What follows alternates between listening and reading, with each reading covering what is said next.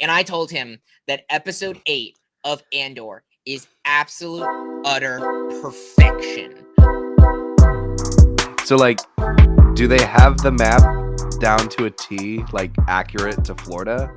Because if they do, So, I'm going down my own street and I'm blowing up my house. okay, so I actually, funny enough, I talked about this during the short that I posted, and so it's definitely not. So you've heard of the game Flight Simulator before, right? And how Flight Right. Simulator literally takes Google Map data and puts it into like the video game. Right. Yeah, yeah, This yeah. is very clearly not that. So I think the reason why is because they're not calling it Miami, they're not calling it Florida, they're not calling it the Everglades, it's Right. Vice City. Yeah, yeah, And yeah. that's just their way of like so that they don't have to be like, "Oh, well, where's my house in this game?" Like it still feels, and again, I talked about Sure. this in my short, but it still very much feels like, "Oh, these are places I've been." Like as people who've lived in Florida their entire life, you can be like, "Okay, that doesn't look like the exact gas station, but like I know what they're getting at with that." And like they have the Yeah. Everglades, which is a big one, which looks like the Everglades. They have Miami, which looks like Miami, and they have the Keys. This is something I didn't originally know. They have the Florida Keys in there. I don't remember what they're called. There's something Keys, but they have the Florida Keys in there. And that's really exciting to me as someone who practically grew up in the Keys. I would go down to the Right. Keys sometimes multiple times a year. I've camped there. I've done a lot of things there. I didn't live in the Keys, but like I've gone there a lot, and Sure. I Right. find that pretty interesting and exciting because I've never like people have done islands before, but not like the Keys. Look, it's just funny because, when we first played Grand Theft Auto, I mean, again, you never really played it beyond maybe watching me play it or maybe just seeing the Yeah, gameplay, I've but like, watched you play it. I've watched a few other people. I've never watched the whole thing. And but I've played about 20 minutes of Grand Theft Auto. it's one of those things that you sit there and you go, like, we're young kids, and now it's, we're the adults. We're the adults who are Mhm. going to skip work to be there opening day for this game. Yeah. But it's funnier because it's the place you've lived the majority of your life, or at least the part of your life that you can remember everything. Yeah. Well, and Um, it's and so I think it's really interesting. yeah, I actually anticipate now that they've put a release date. I don't know if you've seen that. They've put an official release date. It is May 26th, 2026. It's a little over a year away. Yeah. Which is a big departure from the original fall that they didn't announce fall of this year, but they announced this year, and then everyone anticipated like October, November time period. Yeah, that's what I remember, is that everybody like anticipated October, and then that never like they never officially announced it. At least we have an official solid Correct. release date. But apparently that was Yes. like there's like insider reports that was always the plan, was to delay it. It Which is just weird was like, to me. I don't know why you would do that. But well, because I was originally surprised that they released a second trailer so soon, especially after them being like, "Oh, well, we've delayed it." And then I thought about it, and I was like, "Well, I only know that they delayed it because I listen to things like Games Daily, which is a daily, like literally a daily newscast about video games, yeah, and they talk about it. But that is yeah, not everyone listens to that. Like no one is your average gamer. Like I'll tell you a story sure, really quickly to tell you like this is when I realized how big of a release GTA 6 is going to be. Is I was still back in college when I was back when the first GTA 6 trailer dropped, which was like the biggest trailer drop of all time, biggest video drop in 24 hours, whatever, whatever. yeah, I remember the day after the trailer dropped, or maybe technically the day the trailer dropped, like later in the day. I don't remember, but soon after the trailer dropped, I was talking with a friend of mine who worked at the university. He's married. He's like in his like 30s or 40s, like I don't know when to say 40s, but like 30s, like literally the farthest. Like I went to a nerd school, but he worked in the events department. He's very far from a like nerdy person, doesn't play video games, not really into like nerd things like the rest of my friends and I were. And sure, he brought up to me, "Oh, have you seen the GTA 6 trailer?" Like he even said like, "Oh, GTA is the only game I ever play. Like GTA 5 is the only game I play." And I yeah. was like, I never would have anticipated that you even knew what a video game was before you worked at this school where we And now literally you're, have a video yeah, game. like department, and now you're the one hyped about GTA 6, and that's when I was like, oh, this is gonna people saying like, oh, this is gonna be the biggest like not just video game launch, but like media launch of all time. That's when I was Yeah. like, honestly, yeah, probably. Like the second trailer is already sitting at almost 100 million views, and that's the Yeah. second trailer. I mean, it also varies on price. I mean, varies on price. People might buy it anyway. It just might, people might buy the regular edition versus the deluxe edition of the game. It just depends. Yeah. I'll be getting the ultimate edition. Thank you very much. Well, my But thoughts. Sorry, you go it, first. no, it's one of those things where it's like I want to get it opening day. But if Yeah. it is $150 for the base game, look, I'll still get it Yeah. because I've been waiting Yeah. years for this. But that is absurd. And I Yeah. know that that's where the video game industry is going, but it's absolutely absurd. And you can't justify it sometimes. Like there are some games you just can't justify it. When oh goodness, what game was it? I love Elden Ring. Actually, no, that's a bad Mhm. example. Not Elden Ring. I liked the Space Marine game that came out. Space Marine 2, yeah. I really enjoyed it. I've played it. I got it because my friend was like, "Hey, it's on sale." When it means on sale, it was like 5% off, so it was still like $56 or something. But I spent that money and I've played it 5 times because my friend wanted me to get it, Yeah. and I myself have never wanted to go back to it, even though I did like it. the issue is you set prices so high, and then if your game doesn't succeed as well as you want it to, what are you gonna do? Yeah. Well, and it's a fine balance. It's honestly a very, very difficult balance. I don't think it's going to be $150 for the base edition. I think the ultimate edition very likely could be $150 depending on what it Debatable, comes with. debatable. But I think that the base edition will be $100. But the way that I think about it, and honestly the way that they probably think about it, is my friend, will call him John. His name's not actually John, but my friend John, who I just talked about earlier, he doesn't play video games other than GTA. So yes, $100 is a lot, but when you're only buying one video game, not just a year, but every 10 years, then Yeah, it's not that big a deal. Like you're spending $100 for years worth of fun. I get it for people like I don't play as many video games. Actually, I talk about one that I've been playing a little bit because it gets into this price topic. But the for people like you who play a lot more video games, it is a lot to be like, oh, and now every game's going to be $100 or every game's going to be 80, 90, whatever dollars. Even when they jump from 60 to right, 70 or 50 to 60, it's a lot. right. Because it's not just, oh, well, they're only jumping $10 like the whole 70 to 80 for like Mario Kart. It's the iterative change of we were at $50, $30 below this only a few years ago, and now we're $30 more expensive, not just for one game, but for a lot of games. Yeah, And that's the hard part, is it does kind of set a terrifying industry standard. But I'll talk about this real quick before we actually jump into the podcast. Because I was going to talk about during what have you been consuming, but I'm not far enough through. I've been playing Clair Obscure Expedition 33. Don't know how much you've heard about this game. It is the biggest shit on the block right now. It's actually surpassed Oblivion Remake, which we talked about last week, in player count on Steam. I'm playing it through Game Pass. And that game is phenomenal. I've already cried. The combat is spectacular. The visuals are unbelievable. That game was made by 30 people and costs, I think, $50. And it's like 40-hour experience. yeah, So, like, you can do it. You can make a game with less people, make it absolutely phenomenal. I'm pretty sure it's going to win Game of the Year, depending on what else comes out this year, because this game is even with, I'm about 9 hours into the game, even with just those 9 hours, it is a phenomenal experience. yeah. That game is likely to win Game of the Year, and it was less than your standard AAA game, and it wasn't even made by a AAA studio. Like, Well, games I like this mean, are going to be, I mean, look at what won Game of the Year, not last year, but 2 years ago, Baldur's Gate. Baldur's Gate was a standard price game made by an indie studio. I don't think people give yeah, Larian Studios enough credit. They are an independent studio. They're an indie studio. That is an indie game. yeah. And it won Game of the Year. It was one of the most spectacular games ever made. I've put probably 40 hours into it or something like that.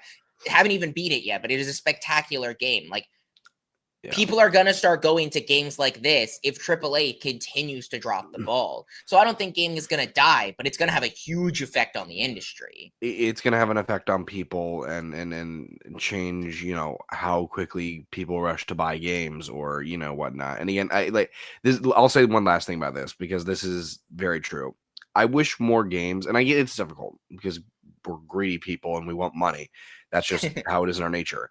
But Marvel Rivals is a free to play game and it is so much fun. I'm not comparing it to Red Dead Redemption or The Last of Us or anything that's like revolutionary gaming. I wouldn't even go as far as to say that Marvel Rivals it's nowhere close to revolutionary gaming scale. Mm-hmm.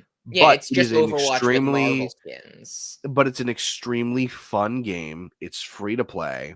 And with all the cosmetics and things that people want to buy because, oh, I saved money on the game, they'll probably spend a few bucks more, they're more willing to buy it. Okay. I guarantee you they're not going to make as much money as the other games are, but they're still going to make pretty competent money. I think Marvel Rivals is probably making more than something like a Claire Obscura is going to make, and it's a free-to-play game. But the thing that I consider, and we'll end it here, but the thing that I consider is if you're a live service game like Marvel Rivals, where like your only goal is to go in and battle and things like that, I think free to play is totally fine. I think the only game that I've played like that I've sunk quite a few hours into that could have been free to play, but I paid the $40 for was Helldivers. Helldivers is an Yeah. absolute blast, but it is a paid Yeah. experience similar to a live service game, but I think that game offers a little bit more that makes it worth that $40. Yeah. But when you have those type of games, yeah, studios are moving a lot more to the free to play model. But I think with games like Claire Obscure or GTA or things like that, like story based games, I don't think will or really ever should be free to play. It just doesn't make sense. If you're Yeah. playing a game that is story based, the only way that free to play games make money is off of microtransactions. It's off of buying a skin, it's off of buying an upgrade, it's off buying XP boosters. That's fine. That makes sense. They make millions of dollars off of that. Don't do that to Claire Obscure. Don't do that to Baldur's Gate 3. Like, don't do that. It doesn't make sense. It will ruin the gaming experience. I am more willing to pay the money that I'm going to sink a ton of hours into, as opposed to if I want to go and just shoot things, yeah, I'll load up Marvel Rivals. I've played Marvel. I'll load up Fortnite. I'll load up all these different games that are free to play. Like when Overwatch moved to free to play, that was a brilliant decision, even though they're not doing as great, mainly because of Marvel Rivals. But like, yeah, no one wants to pay $30, $40 for a game that they can only play while the company supports the servers and while they have friends to play with. Sure. It just doesn't make sense. But that's enough about the gaming industry, about GTA 6. What's up, Nimrods? It's your boys back with another episode of the Nerdy Nimrods podcast, where your favorite Nimrods talk all things nerdy. I'm the host for today's episode, Brandon, aka Parrotfish, here with my co-host, as always, Carson, aka Juggernaut. And today we're going to be talking about Tales from the Underworld, the Star Wars like mini series. They've been releasing the Tales of series, I think every May the 4th for the past like 4 years at this point. I think this is the 4th. Ironically enough, 4th for 4. But yeah, that's going to be the main topic of conversation for today, as well as all the other stuff we talk about. But Carson, how you doing? I know you're very tired. How you doing? Thank God we chose Tales of the Underworld for this week's podcast because I wouldn't have been able to watch anything else. Yeah, fair. I think I finished it in like I finished it in 2 stints, and that's only because like I had work. But I think it took me like overall like barely an hour to watch all of it. So for context, I have, last week I was stage managing another show. I think I mentioned that on the podcast. This week I'm a part of a crew for a different show. But this is a lot more labor intensive, meaning we've been there till 2 a.m. in the morning, painting, building, this, that, a little bit of this, a little bit of that, so I'm extremely tired. Today is the final show. We are literally wrapping up this podcast. I'm heading straight to work to go do that. And so it's been a long week. I thankfully, for like Last of Us, I was able to watch it Sunday night. I didn't really have to do anything. It's perfect. I'll Mhm. sacrifice a few hours of sleep. Then Andor came and went, nope, no time. What am I gonna do? Yeah, it's Quickly 3 watch hours. it in the It's times. 3 hours worth of content. So I think I just literally just started watching an episode. I think I got through one episode on Thursday morning before I left. And then it took me like through to Friday to finish episode 2.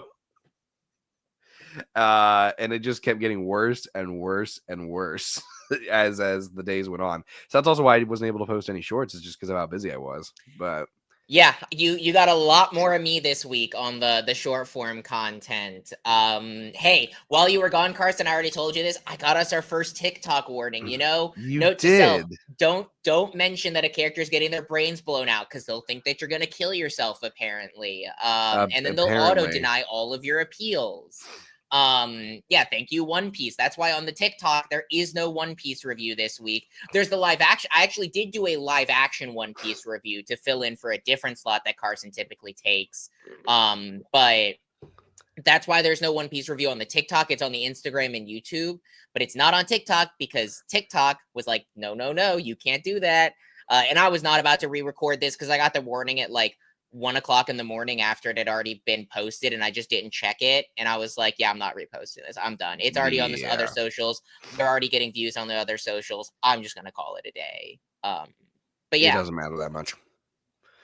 yeah, so because Carson has work today after this, and we're actually recording this, what is it, 9:30 in the morning on Sunday. So I have to finish editing this and get it up by noon. We're gonna have to condense a few things down this week, mainly because of scheduling. So I've already posted my shorts for all the anime that I've been watching, as I typically do. You have To Be Hero X. It's really at this point just To Be Hero X and My Hero Vigilantes, because Lazarus is honestly like I barely even remember what happened this week's episode. Like I took notes. I think what happened. Oh yeah, that guy Oh yeah. died. Oh yeah, that's right.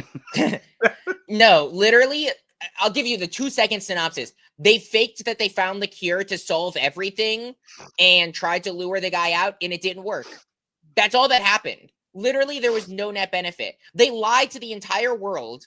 Probably going to be no ramifications for that, and nothing happened. And it was like, what the fuck? Why am I even watching this? Okay. To Be Hero X Sure. was great.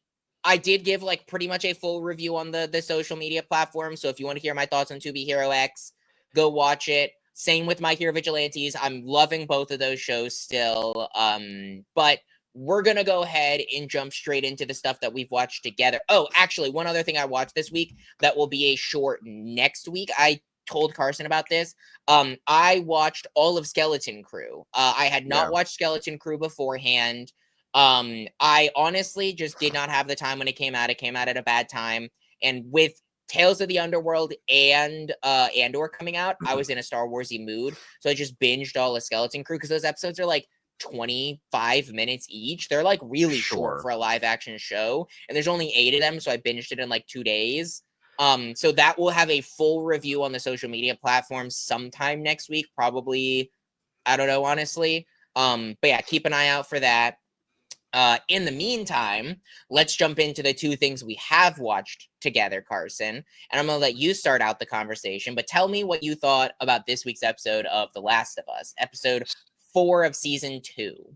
So let's start with the good here. I think that this episode is impeccably well written. I believe every second of Ellie and Dina's relationship.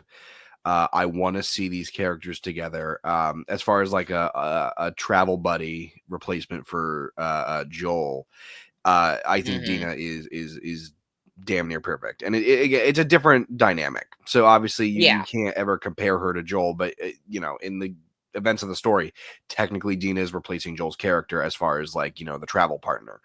It's just a different set of Mm-hmm. terms. Um, I love watching both Bella Ramsey and Isabella Merced on screen together. I think they have great chemistry, and I think that there's a really strong chance that if it goes the way it's going, Isabella Merced, I see her as a very strong contender for a Best Supporting Actress award.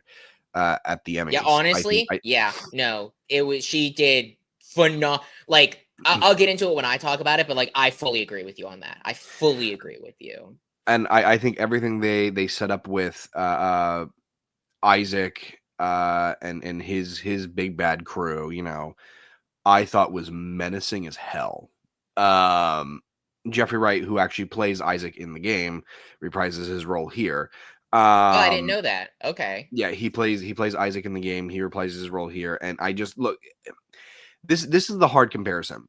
I love the game, I really do, but there is so much more that I think a television show can do, and The Last of Us keeps as the TV show. It just continues to keep proving. I Mm-hmm. greatly love the smaller character moments, uh, and the even the bigger character moments that are shown within all these characters in the TV show more than I honestly do the game. Not saying anything bad about the game; it's still good, and I would Yeah. still play that in a heartbeat. But there's just so much more that you can offer up with a live action television series that you just can't with a video game, let alone a video game that released in 2013, or in the sense of part two, 2018, and then revived in 2022 for a reboot of sorts. But overall, I mean, I don't even know, like the shots. Oh my god, there are some visually stunning shots in this entire episode that just make your jaw drop. And this episode ends with a twist I was not expecting to happen until later on in the series, which is Dina. Spoilers, by the way, for Yeah, The Last of spoilers Us. for the entire episode, and everything we talk about, like Andor and all of that. But yeah. But it ends with Dina basically saying, "Ellie, I'm pregnant," and I go, I'm assuming "Dang." that's the twist that you were hinting at. I think it was last week, actually, either on podcast or off podcast. We were chatting about Last of Us, and you're like, "Oh, just you wait until we get to the twist with Dina's character." Was this it? Was this the twist? Yes, that was the twist. Okay. And I'm surprised they're doing it now. When she went off to go when she was telling Ellie, like, I gotta go pee, and she was looking at something, I was like, okay, so that's clearly a pregnancy test. I knew straight off the bat, like, if you play the game, you're I gonna know. didn't. I Yeah. knew immediately that's what it was. Um, I didn't think they would reveal it then and there. In this basically the same Um, episode. Yeah. Basically in the same episode. Um, and I think, look, I love Josh Peck. But why on God's green earth is he in this episode? Beyond being a I cameo. literally I wrote in my notes. I said, "Is that Josh from Drake and Josh?" dot That's dot dot. that would be Josh Peck. And like, okay, this is getting into more of like, mixed or negative, reactions from the episode, and that there's like more nitpicky things. If they were gonna have him in it, that's fine. It's funny that he's there, and I'm not saying that his stuff wasn't funny, but like talking, using the language that he did, and saying some of the stuff that he did in that scene, I was like, I don't want to hear this. You can make I a mean, they made much him better scene. purposefully. They made him. I didn't mind that scene. I do feel like it being Josh felt like a forced cameo, especially with the way It that did. the episode starts out with it just focusing on him. It felt like, hey, this is Josh from Drake and Josh. Like it felt like a forced cameo. I Yeah. think that the dialogue, the reason why I think it made sense, and I obviously I didn't like hearing what he was talking about because it's a very like, I mean, it's racist, is what he's like, or I shouldn't say racist because it's not a race thing; it's a classism thing, I guess. But like, it's a Sure. very derogatory conversation that they're having, and it's hard to hear. But the reason why I appreciate why they had that in is it then makes sense why they get grenaded. Like it makes sense why, like it makes you hate them Yeah. so that when they blow up at the end of that scene, you don't feel any remorse and you're actually like, no, that was justifiable. These are all bad people. Like it's making Yeah. you hate Fedra the way that the people in this world hate Fedra because they view them as fascists. Because in this world, they pretty much are from what we know about them. They're Yeah. extraordinarily controlling. They look down on that was like the whole thing. They call them voters because they took away their right to vote. Like they look down on people and treat them like crap if you're not a Fedra soldier, and even if you are a Fedra soldier. Like it was Yeah. hard to hear. I agree. It was not a fun scene by any means, especially having Josh, who is a comedic actor, play that scene felt even weirder. But I think the dialogue choices made sense because that's what they wanted out of you. They wanted you to feel uncomfortable. They wanted you to hate watching that Sure. scene and hate watching these people. Sure. Yeah. No, and it wasn't even so much like the idea of the hate behind it. It was just like, I don't even want to say the word because it's just disgusting. Like talking about the Jizz Master, I'm like, we don't need that. Literally, Yeah. just say it any other way. You can do the same. It's The Last of Us, people. We've seen you do great writing. Why are we turning this into season 8 of Game of Thrones, where it's all about penis jokes and Hey, we got whatnot? full on uncircumcised dick in this episode. Yeah, And a let's close up on it as well. Like, let's get to that. Isaac's well, first scene. Oh my let me give god. my thoughts really quickly. Let That's me fine. give a Please go condensed. ahead. So I posted the short this week. I got flagged in our comments section of our TikTok quite a bit. Literally, it was just a bunch of comments telling me to play the game. And then one guy who defended me, thank you. I wish I remember your handle, but he defended me. He's like, I played the game and watched the show, and I love both. And I was like, thank you, even though I haven't played the game. But reason I got flagged is because I talked about how much I think this is one of my favorite episodes, definitely of the season so far, but honestly of the show. I loved this episode, and especially like I feel like people like me who know nothing about the game, like at this point, I knew about Last of Us 1. I know nothing about Last of Us 2. I love the direction that they're going. I mean, the only reviewer that I reliably watch is Koi, and he talked about how much he absolutely loved this episode as well, and he hasn't played the games. But then I've seen some stuff online from people who have played the games, and that's where you get into a lot of people are starting to really dog on this series because they're like, oh, why isn't it staying more close to the game? Like, oh, I like this from the game, which I'm not going to try and get on a high horse here because, again, I haven't played the game, so I don't know. But I also am very involved in the video game space. I listen to a lot of video game stuff. I know a lot about like the general reception of video games, things of that nature. I try to stay extraordinarily plugged in. When The Last of Us 2 released, that game, people hated it.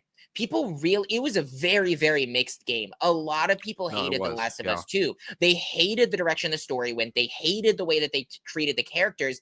And now you're going back and you're changing things to what, in my opinion, sounds from what I've heard about these. I'm listening to certain things about like, oh, what's different from the game and the thing. In my opinion, are great decisions and changes from the game that are fixing a lot of the problems that people had. And now you're going back and complaining and saying the game was like, don't rewrite history. That's all I'm saying. If you don't Sure. like either of them, don't like either of them. If you don't like the show, don't like the show. But don't say that you don't like the show because because the video game is amazing, even though when the video game came out, you hated the video game. Again, I'm not trying to get on a high horse here. It is just something I want to Sure. put out there of don't try and rewrite history. You're allowed to dislike things. If you don't like this season of The Last of Us, if you don't like the video game, that's fine. You don't have to like it. Just don't rewrite history. Don't get in the comments and tell me to play the video game when you were Sure. probably talking about how bad the video game was when it released. Like, Sure. yeah. No, that makes But sense. yeah, I mean, I love this episode overall. Like you said, Dina's actor Isabella Marcet killing it. One of my favorite scenes in this entire series so far is the Take on Me scene with the acoustic guitar.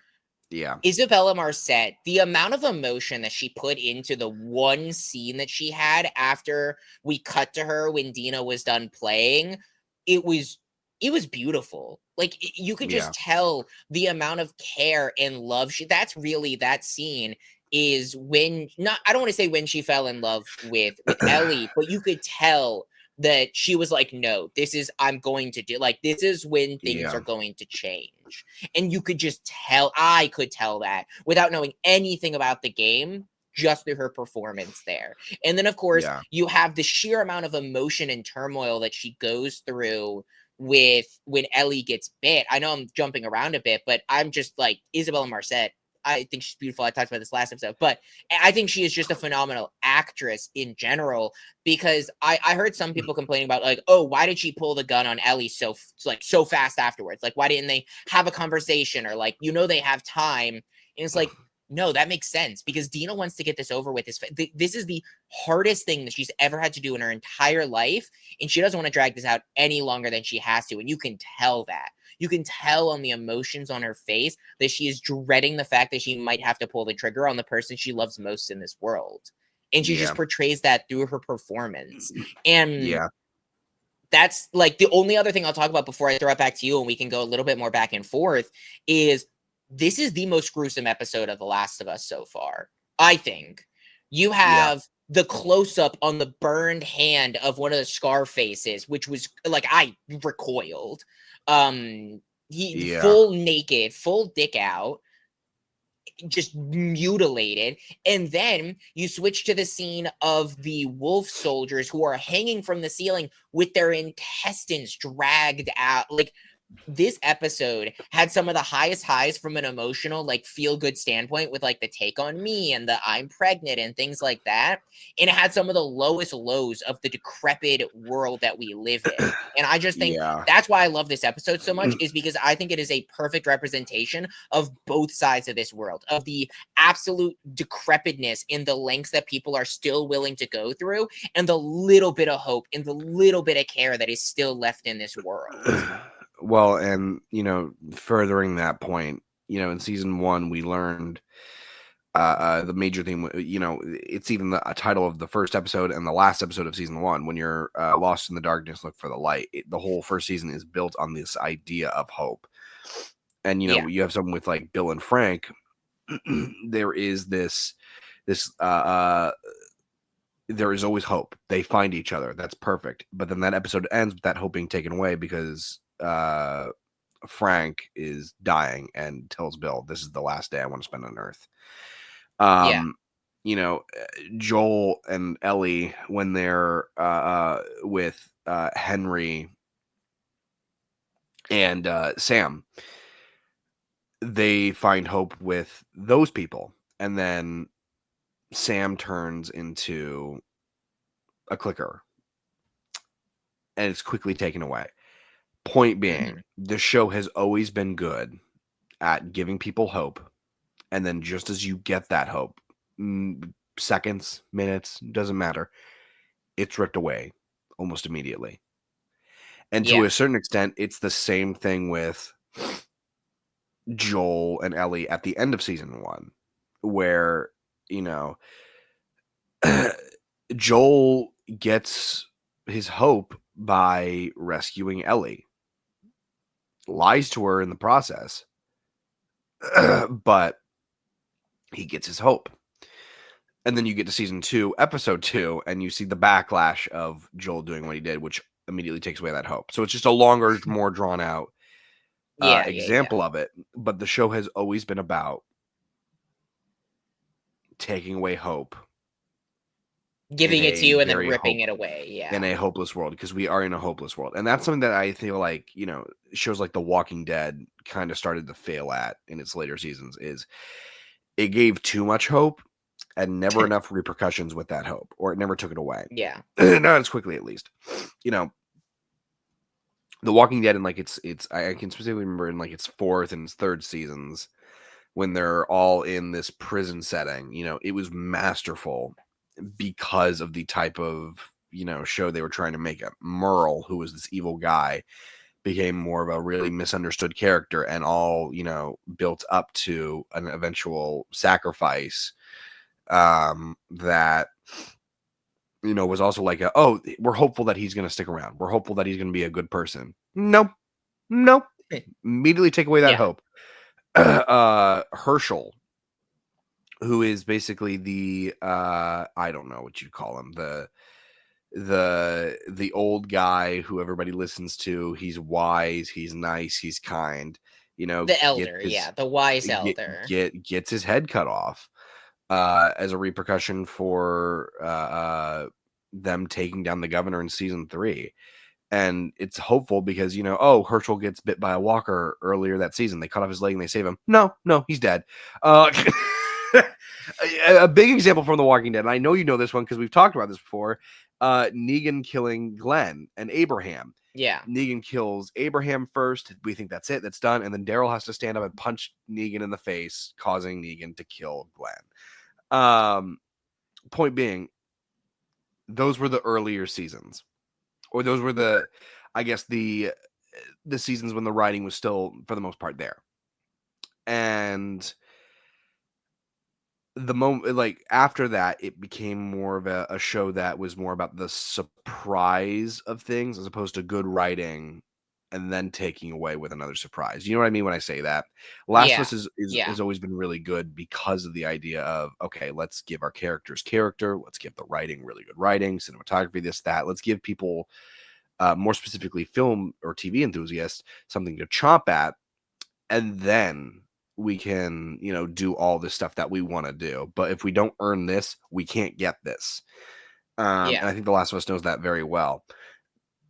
And, I do agree with you as far as like, oh, this is definitely the most gruesome episode of the show so far. It's true. It is. I think the closest that comes to it is the pilot episode when everybody's still, for the most part, looking like a human, and they're all eating away at each other.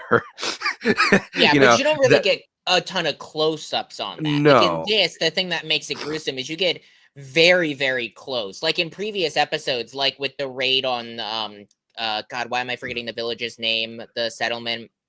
The raid on the settlement, it's a very devastating and a lot of people die, but you see it from a very zoomed out perspective. You're seeing right? people die, but they're just extras. You're not really focusing in on the individual battles. You're focusing on Tommy, yes, but more on the scope of the Yeah, battle as a whole. And it's very yeah, devastating, but again, you're getting a zoomed out view. On this episode, all of the action is one-on-one, one-on-two.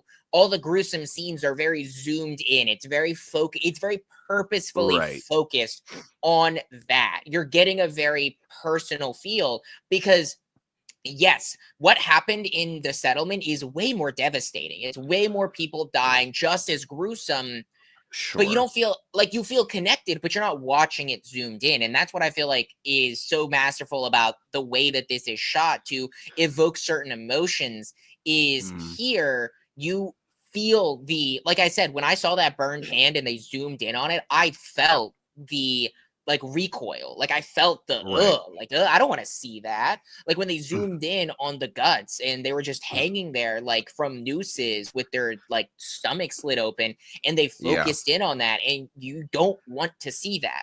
Like you just don't. And it is just a reminder of this world is unlike any other, really. Like again, I haven't seen The Walking Dead, and I know it's just as brutal and gory and whatever, but like this world is nothing like ours. It is a decrepit version of it in the most brutalistic way.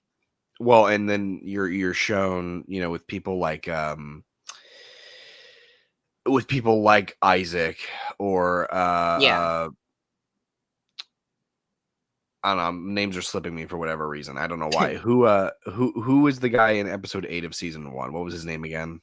Uh Our David. That's what I'm David. thinking. Mm, You're shown with people like Isaac and David, on the outside, specifically more so David. On the outside, they look like they have it all together. They're normal people just surviving with their colony. There is something a little off, but it's not a perfect world anymore, so it's going to be a little off, but at least it looks like they're trying and that they're good people. And then yeah. immediately you find out, oh, he's a cannibal. Oh, he's a horrible human being. Oh, this is not good at all. Like, you actually don't have it together. The people hate you. You're seen more as a dictator than an actual, person of Yeah. the colony who's just trying to lead the people the best he can.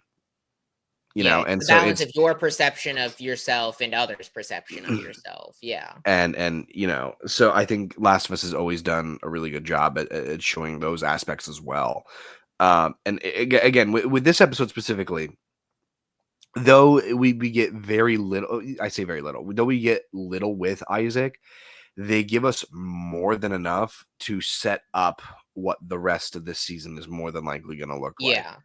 Um, Well, and they we're give us halfway done. There's only, I think, 8 episodes in this season, or maybe even only 7, I think. only Is 8. it 7 or There's 8? 8. Okay. only So we're 8. halfway done. We're halfway We are, done. we are halfway And done. obviously we're not halfway done with the show. There's at least going to be one more season. It's been questioned if there will be 2. We'll have to see. But yeah, Well, and it's again, we're setting up something big, with clearly. the changes that they've made to the game, and with the changes that that the show has brought for its own flavor and style, I'm curious to know, because it is still following the general storyline of the game. I want to Mhm. know what events are getting changed, what events are staying the same, and how it's going to all connect similar to how the original game, brought it all together, how that all connected. Because there are some things that have happened that just haven't happened yet. And I'm just surprised. Yeah. Again, the whole reason for Ellie leaving in the first place was because Tommy went out first for revenge. Mhm. So And the as we question get is, does Tommy go after Ellie? That's a big question a lot of people are asking is, are we role reversing this, or is Tommy never going out and it's just Ellie and Dina? And that's And yet to be seen. honestly, after last week, I was like, yeah, no, I think Tommy's going to go after Ellie. But now I don't even know anymore because I haven't seen. Mhm.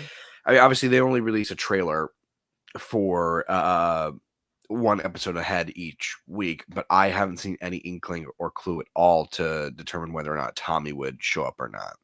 Yeah, I don't watch Um, those trailers very purposefully. I want to be surprised. I Yeah. also I also want to know, is Abby coming back this season, or are they literally going to leave it with this looming thing of, oh, she comes in, she does what she sets out to do, and then we're not going to see her again until season 3? Because Well, that will be and surprising for me. I was thinking literally that exact same thing of, I know the one, I guess, again, I don't know a ton about the game, but one thing I do know about the game is in Last of Us 2, you play as Abby and you get her backstory and you get to know Abby. There's 2 possible options that I'm thinking of. One, we're at the halfway point of this season.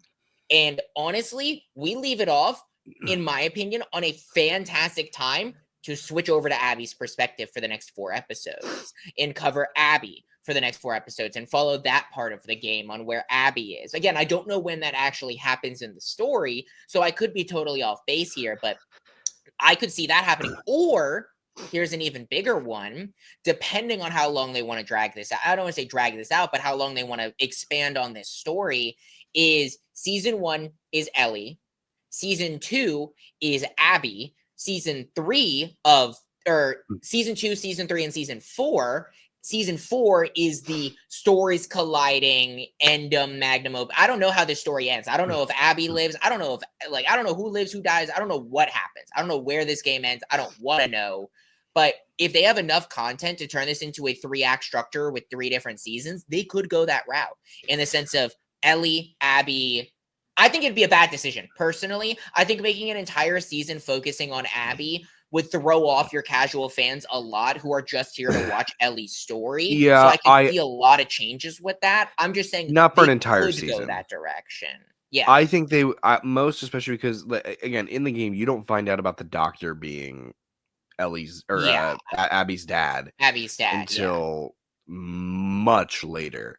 So I Hmm. wouldn't be surprised if they give Abby less development like they did in the game, and maybe focus like 1, 2, honestly, I at most 3 episodes on like an Abby centric story to like develop her more.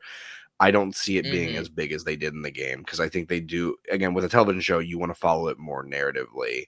Going back to The Walking Dead as an example, there was a point in season 4. This was the only negative part of those early seasons that people didn't really like, was that after the prison break, or after the prison was attacked and they lose the home that they had built up for a few years, um, all the characters go their separate ways for a bit. Like each episode is dedicated to this person, and one episode is dedicated to this person.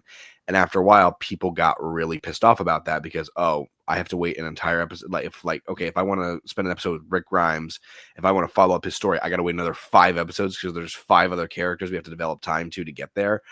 I think not on the same scale because it's just Abby and Ellie. I don't think they're going to develop as much time to Abby's character because they've already given that big piece of information with Joel before she kills him that the doctor is her dad. Yeah. So they don't have to do all of that.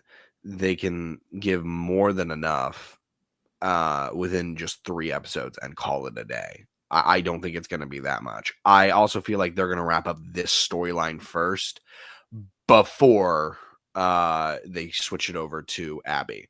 I don't think they're just going to leave Like the Isaac. Seattle storyline. They're going to wrap it up, and I wouldn't be surprised if they wrap that up this episode. I feel like that is more than likely a thing. Again, when you follow Last of Us objectively as a story, it usually seems to start other than some like the David arc. Usually, it's this episode sets it up, this episode enacts it. Episode 1 because of season 1 sets up the adventure. Episode 2 continues the adventure and then ends with Tess dying. Joel and Ellie are now on their own. Episodes 4 and 5 set up Henry and Sam. Episode 4, we hear about Henry and Sam, but we don't actually see them until the end of episode 4. And then episode 5 is all the backlash, figuring out who these two people are, and then how do we get out of this. I would not be surprised if it does the exact same thing here. Well, and one big difference, going back to what you were talking about with season 1, that I've noticed is in season 1, especially once you hit like, I'd say even the second or third episode, really I'd say once you get to the Joel and Ellie stuff, every single episode, I don't want to say it feels episodic because obviously there's still a very big through line with the story, but each episode is covering essentially what feels like an entire arc. Sure. You have your Will arc, you have your Colt arc, you have all these different like you have your Bill and Frank arc. You have these like condensed stories that feel like a complete story, like obviously not a complete story, but you have a full arc of a story, start to finish, with characters that you introduce and leave the show in that one episode.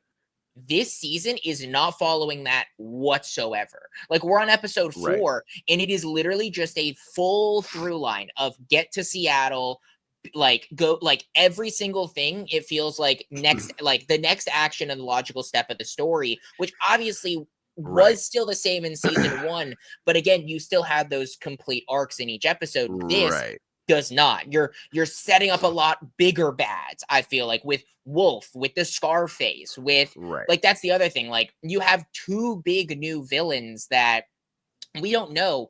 Are they just gonna fight each other and Wolf is gonna be the big bad for Ellie? What's the Scarface's role gonna be in this? Because you want to talk about like a story of like, oh, who's right, who's wrong, humanity. Like, that's a big question with the Scarface. With like, oh, none of, I think the Scarface people was like, oh, none of our people leave to become a wolf. Every single day, Wolf leave to become a Scarface, and it's like, they both are still brutal. I mean, we see that scene with the soldier with like 15 arrows in him, and that was very clearly a battle with the Scarface. And the people hanging from the ceiling with their guts cut open, very clearly the Scarface. But then you also see in last episode the with the wolf, and you see that they just slaughtered their children and left them out to rot in the woods. Like, 2 big bads that are clashing against each other, one of which obviously is the one that Ellie's after with the wolf. But where does Scar come into this? Where do the Scarface people come into this? That's like a big question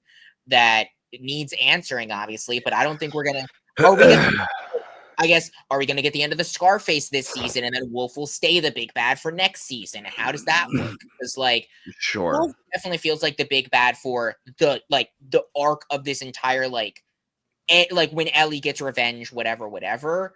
The Scarface feel a little bit more like a temporary but still big scale, like, they're gonna have a role to play that's important, but it's not gonna be like, oh, Ellie's gonna clash with the Scarface. Maybe they team up. I don't know. Sure.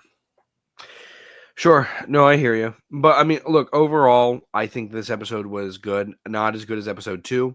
But I think that again, writing, cinematography. I mean, episode 2 is episode 2. Character-wise, yeah. They did everything I wanted them to do. the things they changed or added, I thought was really, really nice. And again, for a TV show, not a video game, haters, I'm talking to you here. It's they made the right calls to Yeah. switch these things over, from the game to be a TV show. It fits it better. So all in all, good job. Well done. Can't wait for another episode tonight. Yeah, tonight. That's right, because we're recording this on Sunday. So yeah, tonight we get. I'm probably gonna watch it tonight just because I need to know what happens. I typically watch them like soon before we record, just so it's fresh in my brain. This week I watched it like extremely early so I could film the short for this week, and I will the probably do same the is. same thing.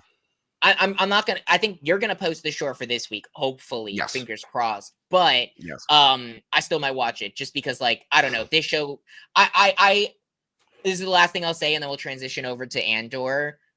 I was very, very outspoken on the podcast that I wasn't even sure if I wanted a season 2. We talked about this personally off camera, me and Carson. I've talked about this on the podcast of like, I don't know if I want a season 2. I don't know if I want to continue this story. I'm loving season 2 so far. Personally, I'm very glad we got a season 2. Again, I said that because I didn't know where the game was going with season 2 with Last of Us 2. Also, just because I didn't really want to see them kill Joel. I didn't really want to see them like deform the characters that I'd grown to love. And I don't know if it's just because of the changes that they're making for the show or what have you, but like I am really enjoying this season so far. And the again, everything is just it's not elevated. I will say that. It's definitely on par with season 1, but it feels like a very natural continuation that I'm enjoying a lot more than I expected. But on to something that I feel like is elevated from season 1 and is absolutely me and Carson have talked literally jack shit about Andor together. Again, because Carson's been busy. We try to keep our conversations offline, like to a limited, specifically obviously about this. We talk about other things, but this week we've talked. I take that back. I sent Carson one thing, and I told him that episode 8 of Andor is absolute utter perfection. I think it is, and I said this in my short, and I've thought about this more. I fully believe I think this is the best thing that Star Wars has ever, specifically episode 8. I think it is the best thing that Star Wars has ever. And I am a huge Star Wars fan. I'm not wearing anything Star Wars today, but you can see in the podcast, I wear a lot of Star Wars. I have Star Wars art in there. I have an entire room at my parents' house dedicated to Star Wars. I love Star Wars. I think that specifically episode 8, but realistically, like episodes 8 and 9 are some of the best things, if not the best things, that Star Wars has ever released. And I loved Andor season 1, but this season has taken what I loved about Andor season 1 and elevated to a degree that I could not have anticipated. Like that, everything. Like I'll get more into detail because I want to have like an obviously conversation with Carson because I know nothing about his thoughts on this, but I was just I was in tears. I was at the edge of my seat. There were certain points where I stood up. I stood up during watching these episodes. Like I was so unbelievably enthralled and engaged. And there's certain moments that I absolutely have to talk about that I only talked about briefly in my short review that I want to get to here because I want to expand on it. But I wanted to take this moment to be like, this is phenomenal. Just straight up, I think it's phenomenal, Carson. Like, what are your do you agree? What are your thoughts? I don't know. So, are you pulling up your notes? Yeah, I'm trying to look at them right now. The poorly done notes that I did like late last night. I've never been more wrong about a season 2. I never thought I'd ever look. I said I liked the first set of episodes. I thought they were good, but my constant thing is I still can't fully see what they were building towards, or any predictions that I did have. They have wildly off. I just gotta say, I was right. I was almost 100% right. Spoiler alerts, obviously, but Bix. So they closed Bix's story, and they introduced K2XO, and Luthen is still alive. All stuff we talked about last week that I said was going to happen. Yeah. Pat myself on the back there. I called it. Yeah, well, season 2 is really good, and if they finish it out right, it will be better than season 1, and I never thought I'd see that coming, especially with the type of story they were telling, with it being 1 Yeah. year of Cassian Andor story. I still give it this. Those first 6 episodes, they still don't feel like Andor story, they feel like a bigger picture story, and Yes, I will agree here with you there. here Yeah. they're finally bringing Cassian back into the fold, and it's now feeling like his show again. These 3 episodes do it, but how they do it really makes you look back at the last few and go, okay, nope, that was necessary. This whole thing was necessary. This is still Cassian's story. It just took us a while to get there. And Mhm. again, look, I'm more cynical because it's Star Wars, and love them or hate them, they have been hit or miss in recent years, and so I'm always going to be more cynical of it, especially because of how good season 1 is. But Andor, dude, it's not fair to call it Star Wars. It's so good. Episode 8 specifically was the most Les Miserables style Yeah, it really was. It episode ever. It really was, felt like Les Miserables. And I think that's on purpose. and They I very saw much with Gorman went for a like what was it, World War II France. That's very much what they went to. Even down to them singing the Gorman national anthem felt like Les Miserables. they drew a lot of comparisons. Les Mis was one of them that I noticed. That specifically, I also saw it a lot more with Cassian and Sybil, a lot more, and I'll get into that in a second on why. They drew a lot of uh, inspiration from, and this is where it gets more political, but they pulled a lot from the Chicago riots. Yeah. I can't remember what year it is, but long time ago at this point. They pulled a lot from that and used a lot of imagery that would have been, exactly the same type of imagery shown then. And dude, starting off this episode, I genuinely sat because I didn't know if Star Wars had the balls to do what they were about to do. And not And only did and they they did. do it, holy shit. Yeah. Real quick before we jump too much into episode 1, let's talk about episode 7 and try to like go a little Yeah, bit yeah, yeah. episode by episode just because Let's go I episode by know the episode. main focus is going to be episode 8 and 9. That's why I want to make sure we can talk about each episode with this because there are big things that happen in episode Yeah. 7.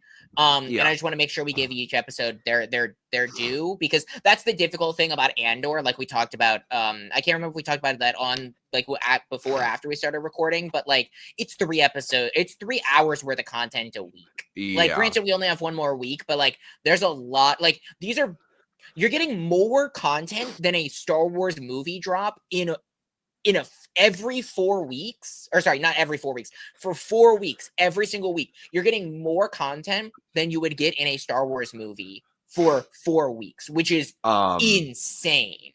But yeah, with episode 7, like I think this was a good episode. It was a Personally, it setup was definitely episode. the weakest of the 3. Mainly, yeah, it was a setup episode. Like there was a lot of questions on where are we gonna start, where are we gonna go. I think some of the biggest scenes were like you had the Force healer scene, Yeah. and you had the setup with Bix for what inevitably happens to Bix with her leaving Andor. This was very much a lot of Yeah. this was setting up that story, and it was setting up Andor's like trepidations with the rebellion, which, if I remember correctly, still even carry through to Rogue One. Like he's still trepidatious about the rebellion into Rogue Yes. One. So we're not even gonna like we're just building upon that more and kind of seeing why in Rogue One he is still so trepidatious about the rebellion. Right. And I don't remember if it's episode 7 or if it's one of the later episodes, but the guy drops the oh no, it's not. No, wait, is it? Is it? I don't know. No. I I don't know can't what you're remember. talking about, so I can't answer that. I know. Sorry, I'm rambling at the same time. Somebody I can, and if it's later, we can talk about it later. But the rebellions are built on hope. That was episode 8. That was episode Episode 8. I 8. know Okay, what you're never talking mind. about, and that is a scene I am going to talk about when we talk about We'll episode 8. But we'll wait then. But I love how the Force healer kind of, when she looks at Cassian, it's almost like this. You have this destiny about you, And Mm-hmm. whereas Cassian is very, you know, he doesn't really buy into the Force. He's a very Han Solo type person where he doesn't really Yeah. buy into a lot of these things. He might think they're real, but he doesn't really like buy into it himself. He doesn't really agree with that or something. I don't know. Bix, on the other hand, like she knows that Cassian has a major destiny here and that she's the Mm-hmm. only thing in his way. I think you can even tell basically from like the first few minutes of that episode that Bix really feels like like she's holding him back. Like Cassian's Yeah. been in this whole time, but the only thing on his mind has always been, I got to get home to Bix, or I've got to be there for Bix. So what do? You take Bix out of the equation.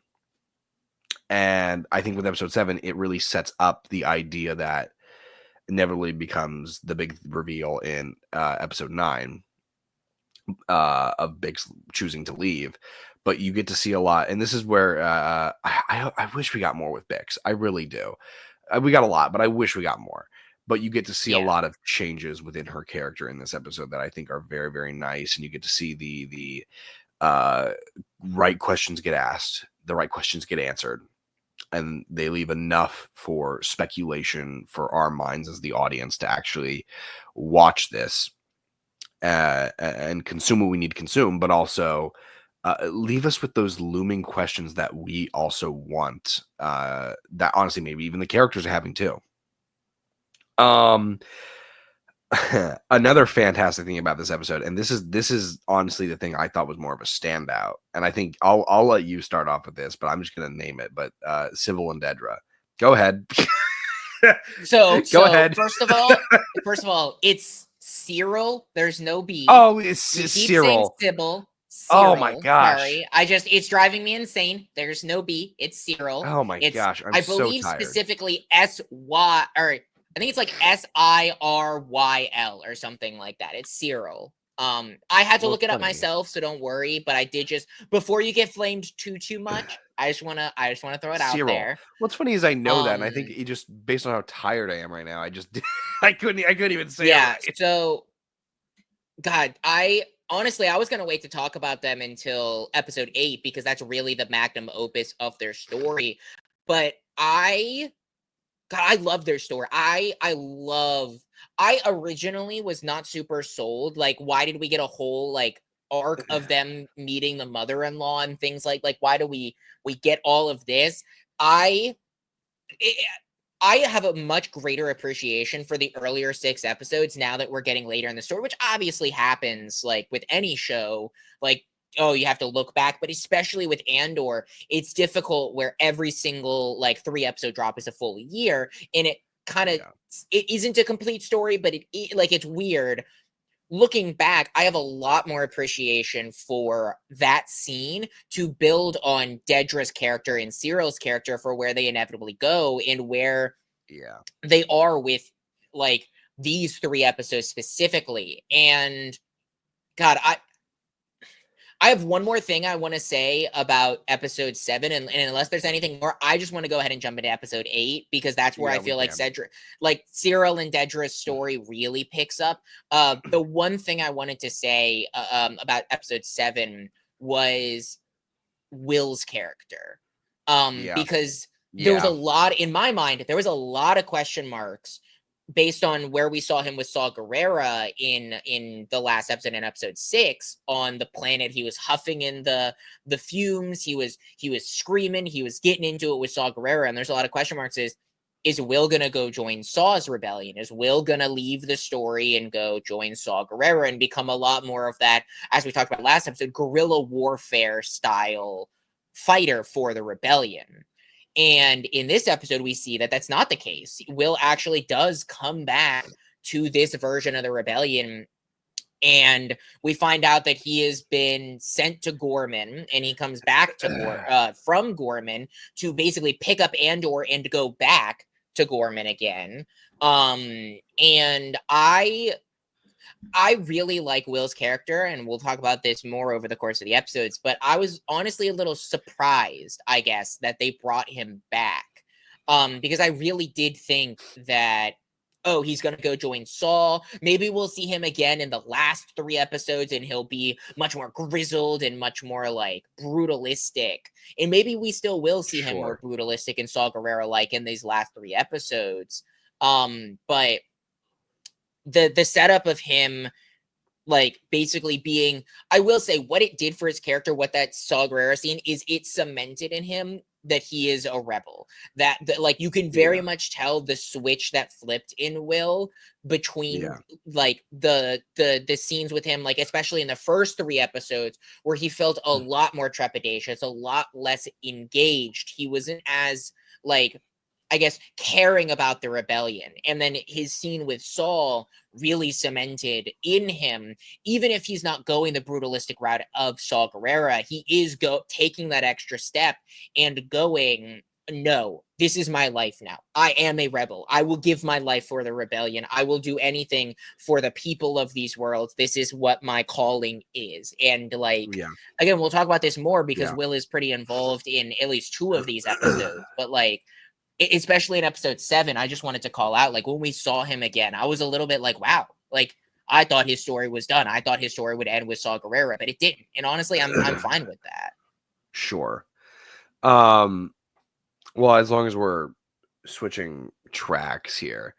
Yeah, No, I switching mean, over to episode 8 now. God damn, dude. Episode 8. I never thought God, Disney had the it is, balls. I never it thought they is. had the balls, Yeah, but no, it is a perfection. yeah, I think again. I know I've said this before. I said it on my short. I've said it on here already. I think that episode 8 of Andor is the best thing that Star Wars has ever made. I think that as a cinematography, a sound design, a storytelling, a character perspective, it Yeah. is utter perfection from start Yeah. to finish. I think that I think maybe one of the big reasons is because I am shocked that they went as far as they did. That's Sure. I am shocked that they took the characters where they took them and they had the balls to do it. Sure. Because I think that everything that they did was what I wanted. Everything that they did was exactly where I wanted to see these characters go. It's exactly where I wanted to see the progression of the story, but I was worried Sure. of how far they were willing to take it. And are we going to see the Gorman massacre? Are we going to see these characters have doubts and see these characters go that extra step and give into their natures, like with what Yeah. Cyril did? And God, I have so much to say about Cyril, specifically, but with all the characters, like I think one of the scenes for me that really was like an oh my god, holy shit, they just did that moment was when the K2 units come in and Yeah. they start chucking people around. And I wish I remembered her name, but it was one of the main people for the Gorman Rebellion gets Yeah. chucked just immediately, and you hear the snap of her neck and the life leave her eyes instantaneously as she hits the ground. And that scene for me specifically, like obviously we had gotten a lot more up into this point. There was a like I was still so invested in it, but when they did that, I audibly like gasped. I was like, holy shit. Like they did that. Like obviously they went brutal all up until that point, but that scene was like, oh my god. Like Well, you they heard the snap of her neck and the life leave her eyes. I think the thing that's more, I just they didn't just murder the like protesters. Like the Empire turned on their own people Yeah, too. Send our that send was our rookies. insane. Send our people who like, we don't really care about. Let's send them into that pit. They're gonna die for this. And obviously, it's just like it shows how far the Empire's willing to go to get the job done. And Yeah. I don't think we've ever seen that more apparent than now. Like you see a little bit of how evil they are, especially with like Tarkin's character in like the original Star Wars movie. Mhm. You know, oh, they're on Blowing up an entire planet just to show off the for power of just the to Death show Star. off Yeah. blowing up Alderaan because okay, sure. Yeah. Why not? You're far too trusting and just blows it up. And here you know, these people are just protesting. The first person they shoot is somebody waving a flag. He has no, like, he's holding onto a pillar. He has a flag in his hand. He is a unarmed civilian, and they shot him more or less because it's making the statement first, like, we are going to kill people. Yeah. This is happening. The moment that shot is fired, people start running away, shooting down people who are running away, and then the crowd starts fighting back. And it's like the Red Wedding, but on a whole different level, because it's not as violent as the Red Wedding is. Yeah. Well, and I think the thing that's so masterful about the way, and I think one of the other reasons why I love Andor so much is not just because it's setting up what the rebellion is and the lengths that people are willing to, like, the movies are fantastic. I think the original trilogy of Star Wars movies is fantastic with the Rebellion. I love how Clone Wars, or not Clone Wars, sorry. I love how Star Wars Rebels gets into the nitty gritty of the Rebellion a little bit more, but they take place after, and well, I shouldn't say after Andor, but they take place at a slightly different point and slightly different involvement with the Rebellion. I love how Andor really sets up the skeletons in the closet that the rebellion has, but Yeah. also the lengths at which the empire is willing, because like the empire is set up, like we said, once we see them in the original trilogy, they're already at the point where they're blowing up planets. They're this giant force with Sure. so many people. There's no shit they're imposing. This really Right. sets up how they got there, and it's very, again, we talked about this previously, it's very, very Cold War. It's very, very setting up what will eventually be a bigger thing with Sure. the conflict between what is currently, up until episode 9, a very, very all over the place group of just people like complaining and fighting back, Sure. into Sure. why they come together. And again, I thought originally that the Empire was just going to start blasting them and there was going to be no instinct. I thought, like, oh, the guy just threw the rock, they're going to shoot them. Like, oh my God, the Gormans are going to be the one, and they're going to spit, like, they're going to be able to spin this story so easily that they started the violence. But no, like the Gormans, and it really, and again, I wish I remembered his character name. Did I save it? I feel like I might have. No, I didn't. Dang it. But the character who was the like brutish guy of the Gorman Rebellion, who The guy very who, who yeah. yeah, Yeah. who he originally had a very different perspective on the Gorman Rebellion and the direction that they were taking and how they needed to stand up and fight back and things like that. Then him noticing, and again, this is just the masterfulness of the storytelling, is he notices, oh, we're getting a little rowdy. We're getting a little out of hand. The rebellion or the Yeah. Empire is going to take this as an opportunity to to kill us. Like, he realized in that moment what the Empire was going to do, so he took that as an opportunity to start singing the Gorman national anthem, so that there was no possible way that the Empire, and obviously they still did, but he wanted to make it as difficult for the Empire as possible for them to spin the story of violent protesters on Gorman. He was like, no, we are going to be peaceful. We are going to sit here. We are going to sing. I started crying. Like, we're going to sit Yeah. here and we're going to sing Yeah. together, and they're going to have to, if we're going to die, we're going to die peacefully. Obviously, we're going to fight back a little bit, but we're like, we're not going to instigate this. We are going to stand together. We are going to be peaceful, and we're going to make the empires show how horrible they are. And I think that was Yeah. just done phenomenally. It's well, again, it's not like, it's very Les Mis. And like Yeah. it very much is very Les Mis, or at least in that style.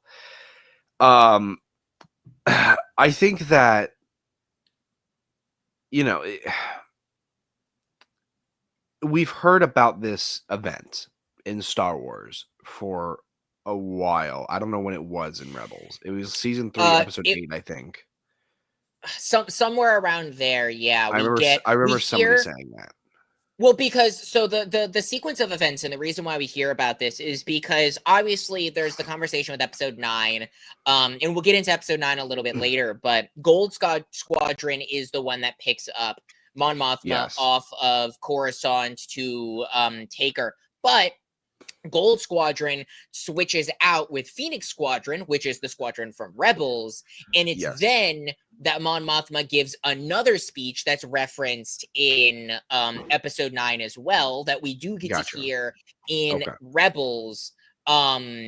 But she talks about the Gore, like we hear a little bit about the Gorman massacre, but you don't really have any context. You don't really know what happened. You just know that It's that's the moment that Mon Mothma steps into that leadership position. it's more like this event that they just talk about as like a plot point to say, "Oh, this is why Mon Mothma officially stepped out into the light."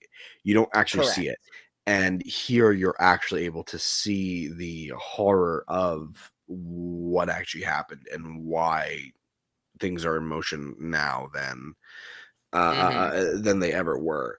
Um, and talking about comparisons to Les Mis, if the crowd singing is France, uh, Cassian is the Jean Valjean, whereas Cyril is the Javert of the story. I don't know how much you know of Les Mhm. Mis or the story, but I know quite a bit. I can't remember if I've seen it before, and if I have, it was a while ago. But like Javert's I the understand. Well, from like a historical context, I also know yeah, the yeah, fact. yeah, Like yeah. I understand. So Well, Cyril's very much the Javert chasing his Valjean. He's Cassian has been the thing that he's the one that got away. yeah. Basically started the whole thing with Cyril's arc. And so the moment that he lays eyes on Cassian, oh my god. Okay, I like let's talk about this, because oh my god, I'm sorry. I have so many thoughts on the way that they took Cyril, and I'll let you say yours first, and I'll chime in. But like, God, I love the way that they treated they his character in this episode, and they it was like they dog shit. they wrapped up his character in the most perfect way possible. Mhm. Because you see this character and you see him build and you see him build and he doesn't change internally. He's the same person he always was, but he keeps rising up in these ranks. He's a little better than what he was, except he still is always haunted by the fact that he let his The one fish that got the away. one fish that got away. He's always looming in that thought. And then you get this big reveal that, dude, we've been using you this whole time. Like there is no like Yeah. justifiable reason for you to you didn't earn it because you earned it. You were used. And that is the snapping point for him. And then Yeah. then when you get to see Cassian and he has the gun pointed at Cassian. He's about to kill And him. I want to Ca- get to before that. I want to get to before that, because the scene with him and Dedra Yeah. before that even happens, where because I feel like the reason why I want to get to this scene is because it sets up what happens with Cassian, is the scene where Cyril and Dedra, it's the whole reveal of, like you were talking about, of, oh, we were using you, like you didn't know what you were doing, and obviously there's a lot of regret, and like that's when Cyril realizes the lengths that he is realizing with the audience, the lengths that the Empire is willing to go for victory. Yes. And Cyril has some moral quandaries with that. Yes. And he takes it out on Dedra. Now, I Yeah. feel like it's important to remember with season 1 how Dedra and Cyril come together. And you've seen Andor season 1 more recently than I have, but if I remember, Cyril basically was like stalking Dedra. Like it For the most wasn't a part. happy, yeah, it wasn't like a happy, like we meet at work and become like in a relationship or whatever. Like Cyril was a sniveling creep. He was a Well, and sniveling wimp and a creep yes. in the first season. And we kind of forget that in what we see of him a little bit in this season. He's a lot he's built up to be a lot more of a like self-aware and strong character, but then at the last moment he gives back into that animalistic instincts with Dedra and with Andor later on, Yeah.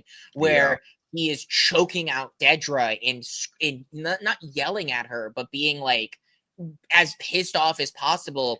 And even in that moment, Yeah. Dedra is like, "Oh, we we like you don't understand, like we'll be happy together, like whatever." And I can't remember if this happened in episode 7 or this episode in episode 8, but you have when Cyril is starting to question things and get angry, and Dedra shuts him up with, in my opinion, what was a revolting kiss, where she forced Yeah. herself upon Yeah. Cyril, in a way that just kind of made you recoil and be like, "This doesn't feel right. Like, I don't like this." Well, And it sets but up that how that's terrible their relationship is. well, that the very nature from the beginning is that their relationship was always terrible, and you only Yeah, get small, very small glimpses behind the curtain as to what could actually happen if it falls apart.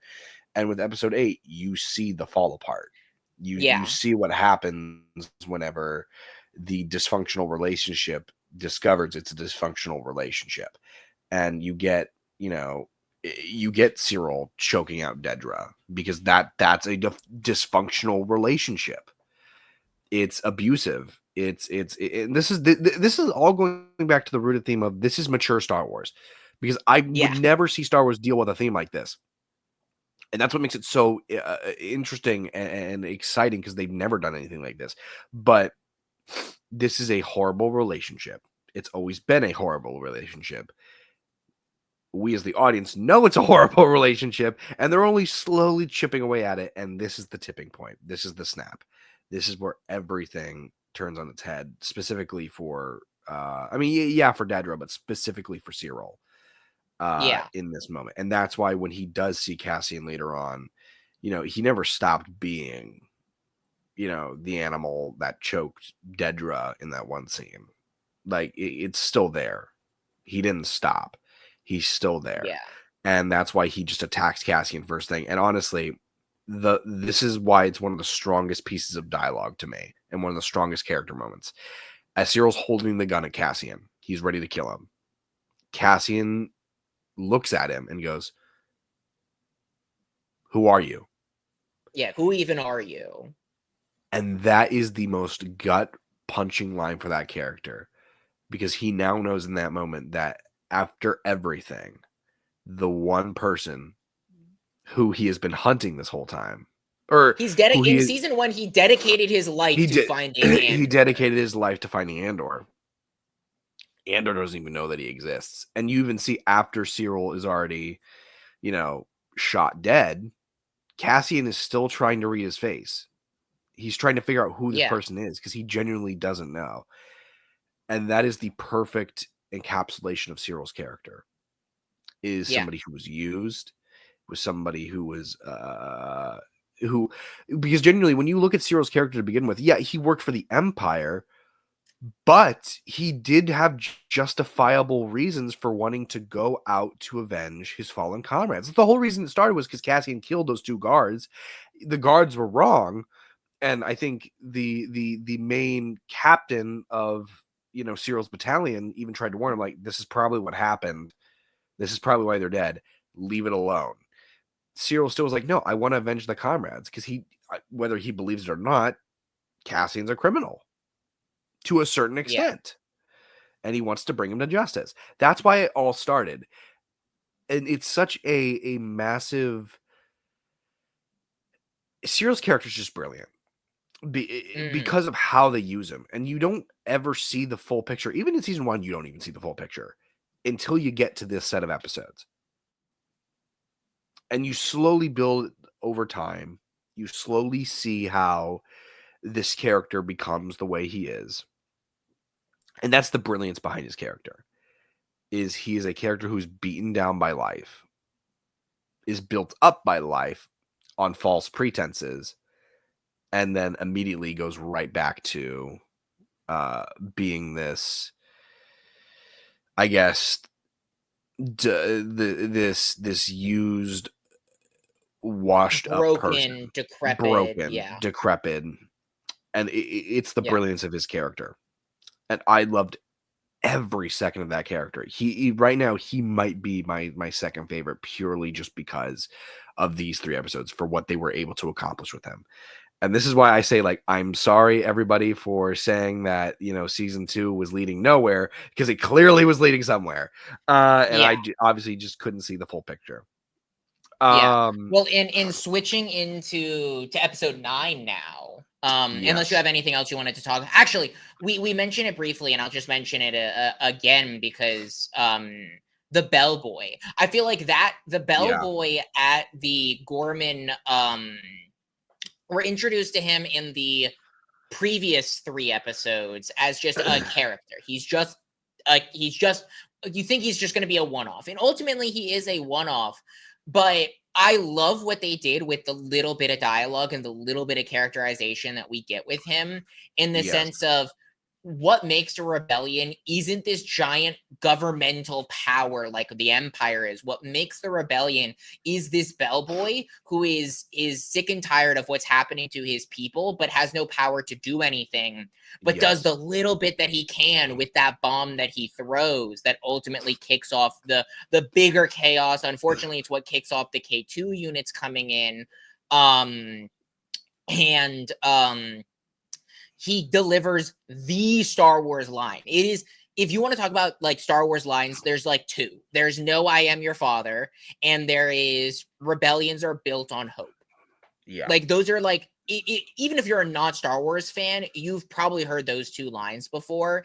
And having it come, I think we've heard it multiple times this season, but specifically with that character, the way that he delivers it, in the sense of you don't know if he knows, like you get a little bit of an inkling that he knows why Cassian's there in episode 7 when he gets there and he's like, oh well, or no, it's all in episode 8, because that Cassian doesn't Yeah. get to Gorman until episode 8.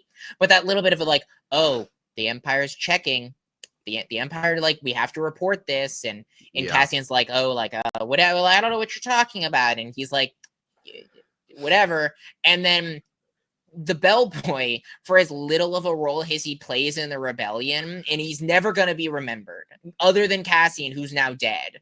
No one will Right. ever know what this bellboy did, but him not reporting Cassian and him throwing that bomb are 2 monumental moments for the rebellion. And I just love the way that, again, for such a monumental moment, it's a moment that no one's going to remember at all, because It's Cassian eventually dies and no one's going to live on to tell the story of this bellboy. But he doesn't care. The bellboy didn't do this to be remembered as a hero of the rebellion. He didn't do this to save the world. He did what little he could to continue the hope in the world. And I love that. I love it so much. Well, and it specifically, that line is so important to Cassian's character, because obviously it's the thing that he says to Jin, which then Jin says to the entirety of the rebellion in the movie of Rogue One.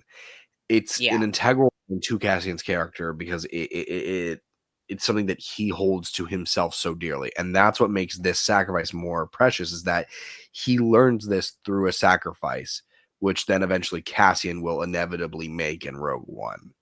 Rebellions are Yeah. built on, for the bellboy, it's the hope that Cassian will get out and continue to fight the good fight. Rebellions are built on hope. For Cassian, is let's steal this ship and let's go get these Death Star plans, so it's not all for nothing. And that is the hope for Yeah. Cassian. And when you look at it from that point of view, it becomes this beautiful moment, and this beautiful line of dialogue that means so much specifically to Cassian. And Yeah. I'm glad you brought that up, because I did want to talk about that line, because that broke me. I actually started crying when he said that line. Purely, it was not like a heavy cry, but like tear down Tear the it up. face, like Yeah. it was Yeah. sad. Yeah. Yeah. And so yeah, but leading into episode 9, this was a more lighthearted episode. This was about an extraction. I mean, It, it was more lighthearted, but lighthearted. still, like, it's more It, lighthearted than episode 8, that's for it's sure. more But like like, it's more still lighthearted very much than episode like 8. held weight for the Yes, Empire and and the rebellion specifically. this was an important episode, because this was finally the episode where Cassian and Mon Mothma finally meet. This was the episode that we had Correct. been needing. This was the one that I had I anticipated this happening. I think you did too, but they needed to have Yeah, met yeah, yeah. before the last 3 episodes. And that's I love that it was Cassian who was the one to extract Mon Mothma. I think that I think makes he perfect was the sense. perfect person. Yeah, It also when I said earlier, like it doesn't feel like Cassian's story, it feels like everybody's story. Now we're back to Cassian's story. This is why, because now we get to see why, we spent so much time with him fighting the rebellion, working with Luthen and doing his jobs for the rebellion. Now we get to see the full force of, okay, Cassian's with Mon Mothma. At the end of this episode, they make him Captain Andor, which is who he is by the time we get to Rogue One. yeah, Um, but it was perfect for him to do it because this was exactly what he needed as a character, was to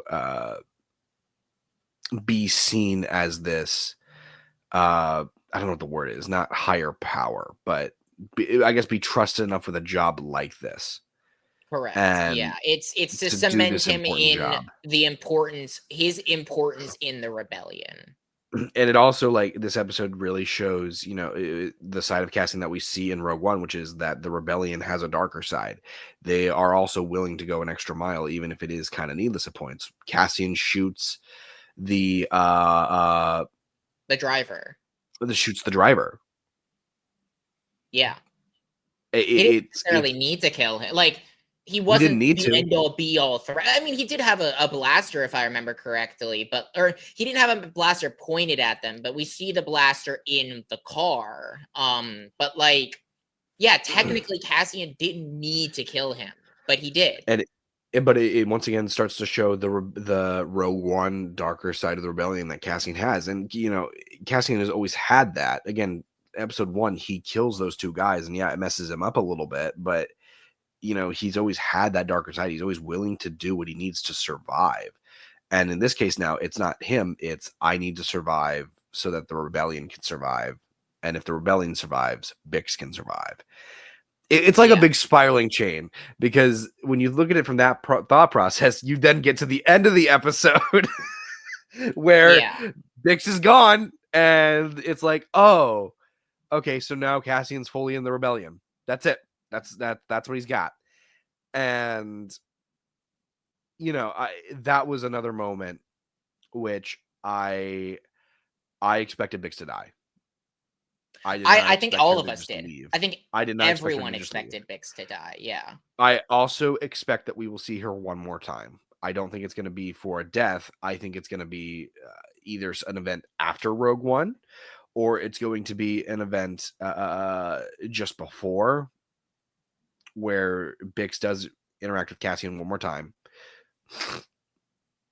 I'm more willing to bet it's the latter, though, where it's after Rogue One. But I do think we'll see Bix one more Yeah. time. Well, so I have an interesting thought, and I wanna give my thoughts on the Mon Mothma extraction. I know we're gonna talk Yes, about yes. more, but like for Please do. the next 3 episodes,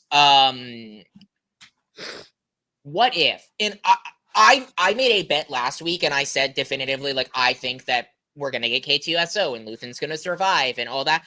I'm not saying the same thing for this. This is a hypothesis that is a possibility that I'm not married to, because I think I would have some problem with it, but if they do it right, I could love it. Sure. My question after finishing these 3 episodes is, where do we go next with Cassian's story? We've already concluded the big like conflict of these 3 episodes. We've already finished the arc, really, of season 2 in my eyes, with Cassian's now set up in the rebellion. Bix has left. We've introduced K2SO. So where do they go? Mon Mothma's been introduced. Like, we've already, I feel like, wrapped up what season 2 was setting up in a big way. Again, I'm not saying that this is going to happen, and I would have some problems if they did, unless they do it really well. What if the next 3 episodes of Cassian is after Rogue One, after Cassian's dead? What if the next 3 episodes of Andor is telling a completely different? We've already shown that this season of Andor is not just about Andor's story. It's about it's more of like the Rebellion season 2, honestly, less than Andor season 2. But what if instead of getting Andor up until the point of Rogue One, we get Bix or Luthen or just the general rebellion after, like, the reason I'd have a problem with that is because we already have an idea of what that looks like. We already have an idea of what post Rogue One looks like. But the reason why I say that is realistically, where can they go with these next 3 episodes now that the big conflict is over? Cyril's dead. What do you, I guess you can kill Dedra and Luthen, but like, does that matter all that much at this point now that Cyril's dead and the Gorman massacre has happened and Mon Mothma's joined the Empire and, or sorry, the rebels and left the Empire? Like, where can we go with that? Well, and I mean, I said that with the entire season of season 2, to be fair. If you really think about it, where can we go except it be the adventures of Cassian Andor fighting for the rebellion? Where could we generally go with this? And I've been surprised every single. I was surprised this week, so I would not be surprised if I'm surprised again next week when we ask that question. Uh, I still think Luthen's gonna die. I think that's purely just because he's not taking the fall for Mon Mothma. Mon Mothma's already outed herself. But somebody's going to discover that in some way he was involved. Like And Luthen's he's gonna, you think that next 3 episodes is gonna be the end of Luthen's story, which I that's where I would not have a problem with it, because again, like, we don't get Luthen in Rogue One, right? Like, Luthen's not a character in anything in Star Wars other than this, correct? No, he very well could survive, but he's never talked about again. And honestly, that could also be the big twist of the story, being that Luthen does survive. He just doesn't have a big of a role in the rebellion, or he leaves the rebellion after his part in this fight's done. I built you this rebellion with Mon Mothma. I've I'm Well, done. and that's with, yeah, that's the whole conflict that you have. And I guess going back to my thoughts on the whole Mon Mothma extraction is that is the exact type of dialogue that when Mon Mothma and Luthen are talking, is I've put all the skeletons in the closet so that you can lead a cleaner rebellion. I have done the dirty laundry. I have made all I've made all the bad decisions. I've killed all the people. I've set the stage for Mon Mothma to step in and lead a more Sure. refined and clean empire. And that's where I think that if Luthen leaves, we kind of even get a hint, not to necessarily Luthen leaving, but Luthen even saying like something along the lines of like, my role is done. Like, it's in that dialogue with Mon Yeah. Mothma and Luthen. And again, it's back to that. I've done the dirty work. I've set all this up for you so that you can be that gleam of hope. Rebellions are built on hope. You can be that gleam of hope that I am never able to be. So if Luthen does just step away from the Empire or rebellion, or we never get an end to his story, I wouldn't have a huge problem with it. I think it'd be interesting to see, but I don't necessarily personally think it's as necessary, just because I feel like I understand where Luthen's character logically will go, and that is he is either going to continue doing those dark things, or and no one's ever going to know him, because that's the thing. That's the reason you never hear about Luthen, is because even here, no one knows who he, like, the whole point No, is that not only at all. select few people know who he is. Yeah. And Well, and so that's what makes, the very last meeting that he has with Mon Mothma so important, is he doesn't show up in his wig as a friend. He shows up as Luthen, the rebel the person, rebel leader, or the not rebel even leader, leader, but like the rebel spy, the the rebel, rebel spy. like, He shows yeah. up like he doesn't have his wig on, which also it makes it interesting, and it makes me think like Luthen's like himself thinking, I'm not going to be around much longer. Whether that means he feels like he's going to die soon, or whether that means he's just going to walk away from this. He's feeling more confident to be around on Coruscant, walking around without his wig. It's just Yeah, it's an interesting thought. That's all. And he's I walking around think as that Luthen, not as owner of an antique store. right. And so I'm very curious to see what they do with that story, if they do anything. Um But like Yeah. all in all, and if you have more thoughts, you can continue going. I'm I wrapping up want to my say thoughts here. one more thing. I want to say one I more thing. I'm Because wrap. this was one of my favorite scenes. Yes. And it was Mon's speech. We get a little bit of an idea of what Mon says in the episode of Rebels, where you hear the speech that is referenced in this episode. That Mon's going to give Yes. an actual speech to the world and to the rebellion. We get that speech in Rebels, but we hear Right. only bits and pieces of this speech, or a speech similar to this, but there's a lot of really important things that happen with this speech, in the sense of, she is the first person to call this a genocide. She calls it Yes. what it is, and she is. I loved the. I feel like it's a perfectly written speech. I feel like it did everything it needed to do, and I wish I remember her name. Do you know the actress's name who plays Mon Mothma off the top of your I head? I know, but she's phenomenal in this scene. Yeah, in the little bit like that, the moment where she calls out the emperor specifically is such a monumental moment for not just her stepping into the light as a rebel leader, but for the world as we know it, because up until this point no one has been this outspoken, especially in the Senate, against the emperor, because that's a terrifying thing to do. Yes. But for the first time, she says the person who's pulling the strings, the person who's done all this evil, is the emperor. And that's where she ends her speech. And that's where she knows that, like, she is being called a traitor. She's being shouted at. She is being degraded.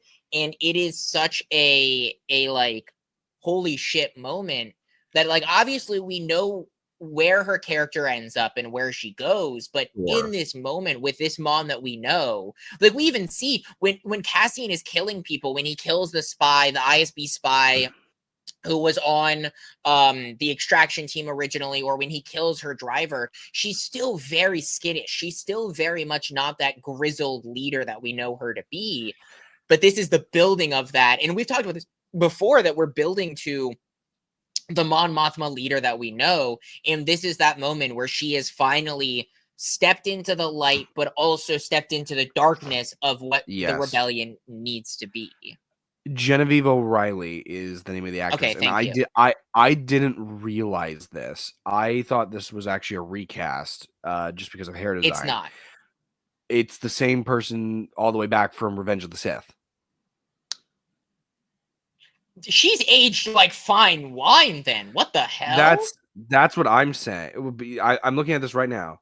Star Wars: Revenge of the Sith. Yeah, there's a younger photo of her there. There's Andor. There's Rogue One. Oh yeah, she's in Man, Ahsoka. I forgot she's in Ahsoka. she has aged like fine wine. Jesus, like, Yeah, no that kidding. movie's like, what? Came out in the 70s? So we're talking 50 years ago. There's no way it's Reve- the same actor. There's Revenge of the Sith, not Return of the Jedi. no Revenge of the Sith. Came out in 2005, Oh, 20 years ago. sorry. I'm thinking, yeah, no, you're right. You're right. You're thinking Thank Return of you. the Thank Jedi. you. That's I'm like, I what? What are am. you I talking am. about? No, you're right. Sorry. I'm also a little out of it. But no, I think that this moment for her and for the rebellion is just such a pivotal moment Yes. that Yes. is just a masterfully set up. But yeah, unless you have any other thoughts, I know you said you were wrapping up your thoughts on these 3 episodes Um, of Andor. yeah. I Love mean, them. we had another recast, and this was just due to actor timing. Like apparently he wasn't available, but Bail He was filming Organa was. Dexter. He was filming Dexter, actually, is what he was Yeah. doing, No, according to I the rumors online. well because they're bringing spoilers for Dexter. If you ever want to watch that, I know we watched the first episode like years ago. They're reviving the show once again. Isn't One this more the time. third time? Because they had Dexter, the original, for like 8 seasons. And then they had Dexter Youngblood, which was like, what, 3, 4 seasons, which was like the return of Dexter, but it was a younger Dexter. And now they're bringing Dexter back again. Like, I So didn't think Dexter had this. I didn't think Dexter was all that big. there's this is a completely random I didn't think conversation, but people gave I'm a comfortable shit. having this. Did the original Dexter series? They have Dexter New Blood, which is the New sequel Blood. series Okay, to yeah. Dexter. Then they have Dexter Original Sin, which is a prequel show showing Dexter's origins, and now they have Dexter Resurrection, which is a sequel show to Dexter New Blood. And I think the idea is this will be the final stand for Dexter. This is the, he's having all of his demons come back to haunt him. So in the show of Dexter, I forget his name. I forget the actor's name, but he plays a guy named Miguel, who becomes Dexter's friend. It's like the first person Dexter actually shares his dark passenger with. He's never had anybody to share it with, and so it's a really cool character arc. Anyway, long story short, because this means nothing to Andor, Yeah. that's why he was recast for these episodes, which I'm kind of sad about because I really do like. I like. I mean, I think it's he Jimmy is Smith. Bail I think is his Organa. name. He He is is Bail. literally. He has been You want to talk about recasting Mon Mothma? He has been Bail Organa. I since believe since forever. He is the only since Bail Revenge of the Sith. Organa. Since Yeah. Revenge of the Sith, he has been like, or no, before that, because I think Bail Yeah. Organa is No. He. Phantom Menace. I think. Yeah. We've had the same Bail Organa actor since Bail Organa was introduced. Right. So kind of upsetting we don't see him here. The new actor does a I great still job. think the actor does a phenomenal job, but Yeah, the and like recast, yeah. I don't want to hold anything against him. I just obviously am kind of sad that he wasn't able to come back, Yeah, especially yeah, because yeah, it's yeah, yeah. Dexter, and that series should just die. Yeah, Burn. unfortunately, it's probably just a contract thing. He probably wanted to. He loves Star Wars. He loves Oh playing. I mean, yeah. you wouldn't be doing the same character for 20 some odd years if you didn't love the property and love the character. But like, Well, okay. unfortunately, Hollywood contracts get in the way. Well, and how often do you get to reprise your role from a TV show in which, your character was only really in a few seasons and, you also were like a big part of that show. It's back and they've asked you, "Hey, come back." You're coming back with like the rogues gallery of these other characters. Okay, sure, come back to it. Like Star Wars will still be here when you get back, I guess, but I don't know. Moving forward though, please continue. No, I think that wraps up my thoughts on this. Again, I'm really curious to see where they go. Are we going to continue Cassian's story? Obviously, the thing we barely talked about at all, just because it was barely a part, but like we've got the introduction to K2SO Yeah. now, which again I called, but like, are we going to follow the beginnings of their relationship? Is that what these next 3 episodes are going to set up, or is it going to Yes. be a post Rogue One? Is it going to be like, No. I don't know, like, again, I don't want it to be a post Rogue One because obviously then it's no longer Andor. But like, where do they go now Yeah. that we've wrapped up the big conflict that was built on from episode 1 of this season? So I don't Do know. do we have a runtime yet for the final few episodes? Have they released the Not that runtimes I've yet? seen. Not that I've Okay, seen. I don't think 'cause I they've wa given us the runtimes until the episode's released. To be I honest. wonder if this final episode is gonna be longer because they might add a few scenes that do take place post Rogue One in that final episode. That's I my wonder thing, is if. maybe the final episode at the very least is just an episode dedicated to post Rogue One and the people who remember Cassian, mainly being, because I guess that's one thing we also really didn't talk about that I'll touch on very briefly. I know we're going very long on this season of Andor, or these 3 episodes of Andor, but Bix not dying recontextualizes a lot of things about Andor's death, because when Andor dies, he kind of acts like he has no one. He has nothing left, which still is Sure. true because Bix left him and isn't coming Sure. back, but it's really built up that Andor has no one, so that when he dies, it's like no one's going to care. Now we know that people do know Andor and do care about Andor, Yes. especially with Bix. So the question is, are we going to see Bix react to Andor dying in Rogue Yes. One, or Yeah. are we gonna like just gloss over that? I think that they should show her reaction, even if it's just like a very brief like glimpse. Like you're far enough in One Piece to know that these scenes happen, but at the end of an arc in One Piece, when they'll like flash back and show the characters' reactions to the like the actions Yeah. that the Straw Hat crew have taken, if we Yeah. get just a little bit of a hint of something like that, where we flash to Bix and Bix is like reading a newspaper or getting a buzz in that like Andor's died, and we get like a little bit of her reaction or something like that. But I don't Sure. know. we'll see where that goes. Switching to another Star Wars property, but the main topic of conversation last week was May the 4th and Revenge of the 5th. Yep. Big Star Wars holiday. It's the biggest Star Wars holiday that there is. Yep. And as I mentioned previously, every year, I think this is year 4, they've released the Tales of series on May the 4th.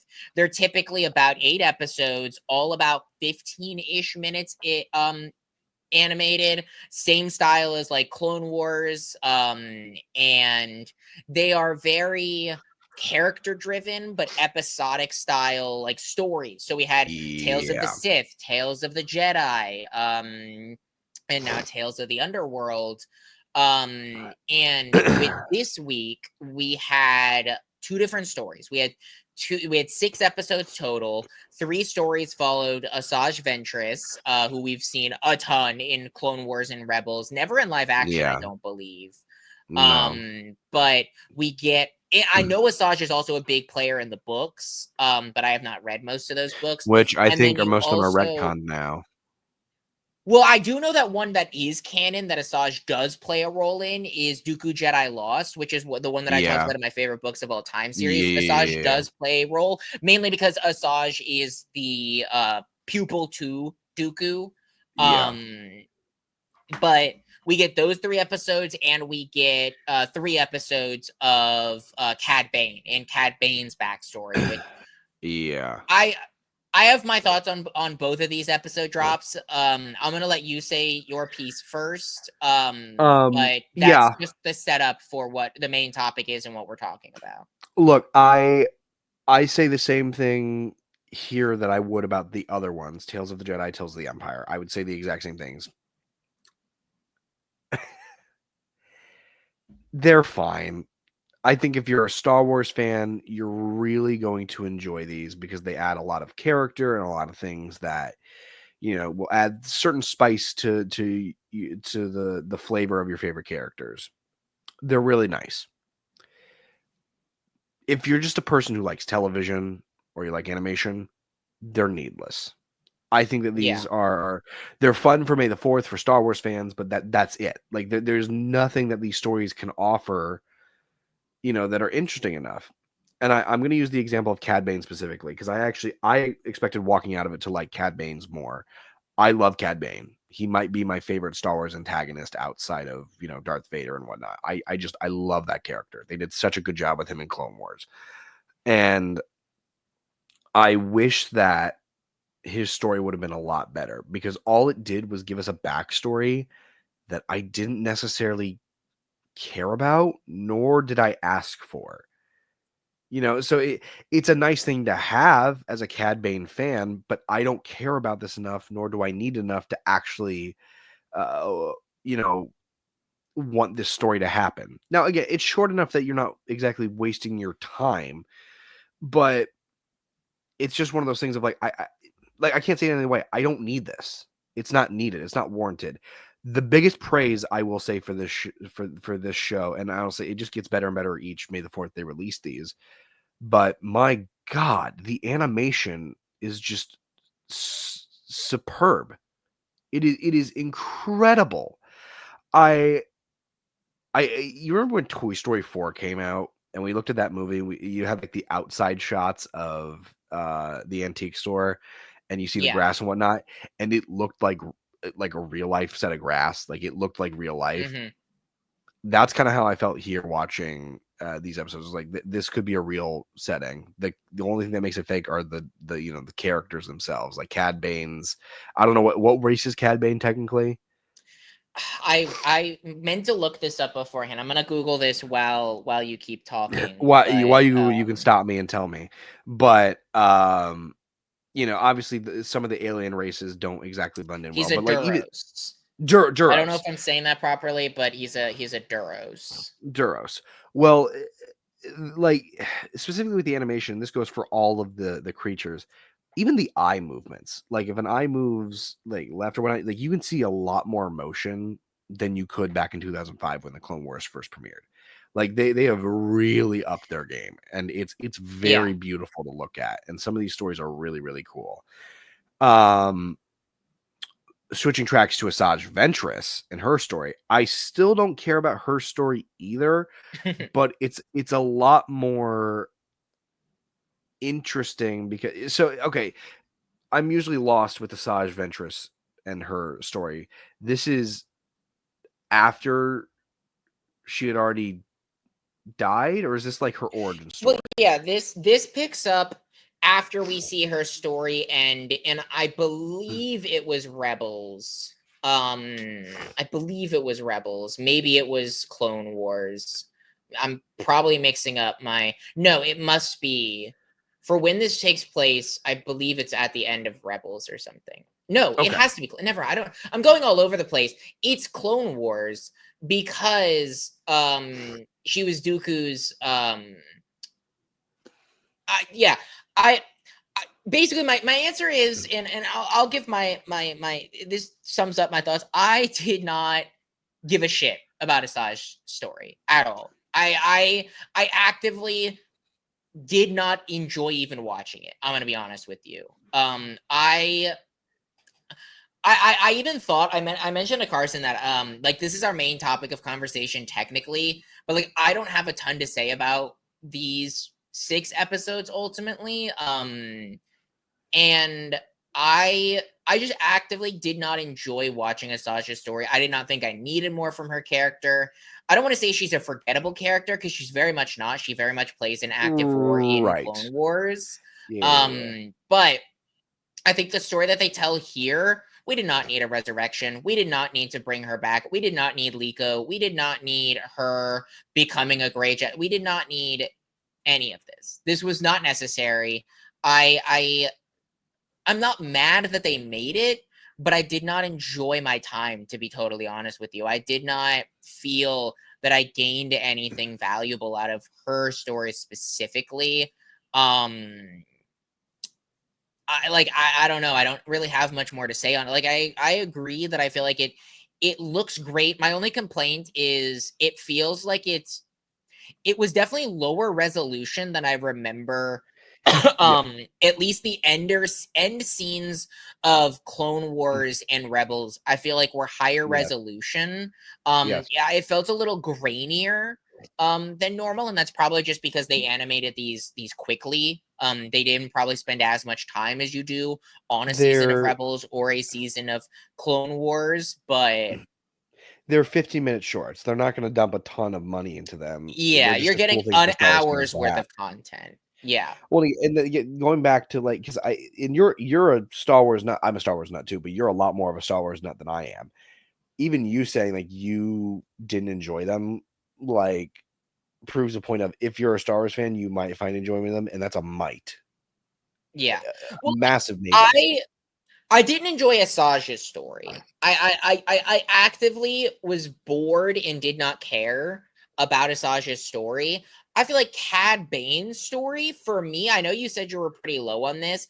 Now, I'm not saying it's the best thing since sliced bread or anything like that. I did enjoy watching Cad Bane's story. I feel like I also do love Cad Bane. I feel like he is one of the best. He is like a bounty hunter, obviously. He's very brutal. We see him only once in live action, but we see him a lot before that in animation. Cad Bane is a very, I don't want to say big recurring character in animation, but you see quite a bit of him. I know he plays a role in the books and comic books and stuff like that. I believe he has his own series in the comic books.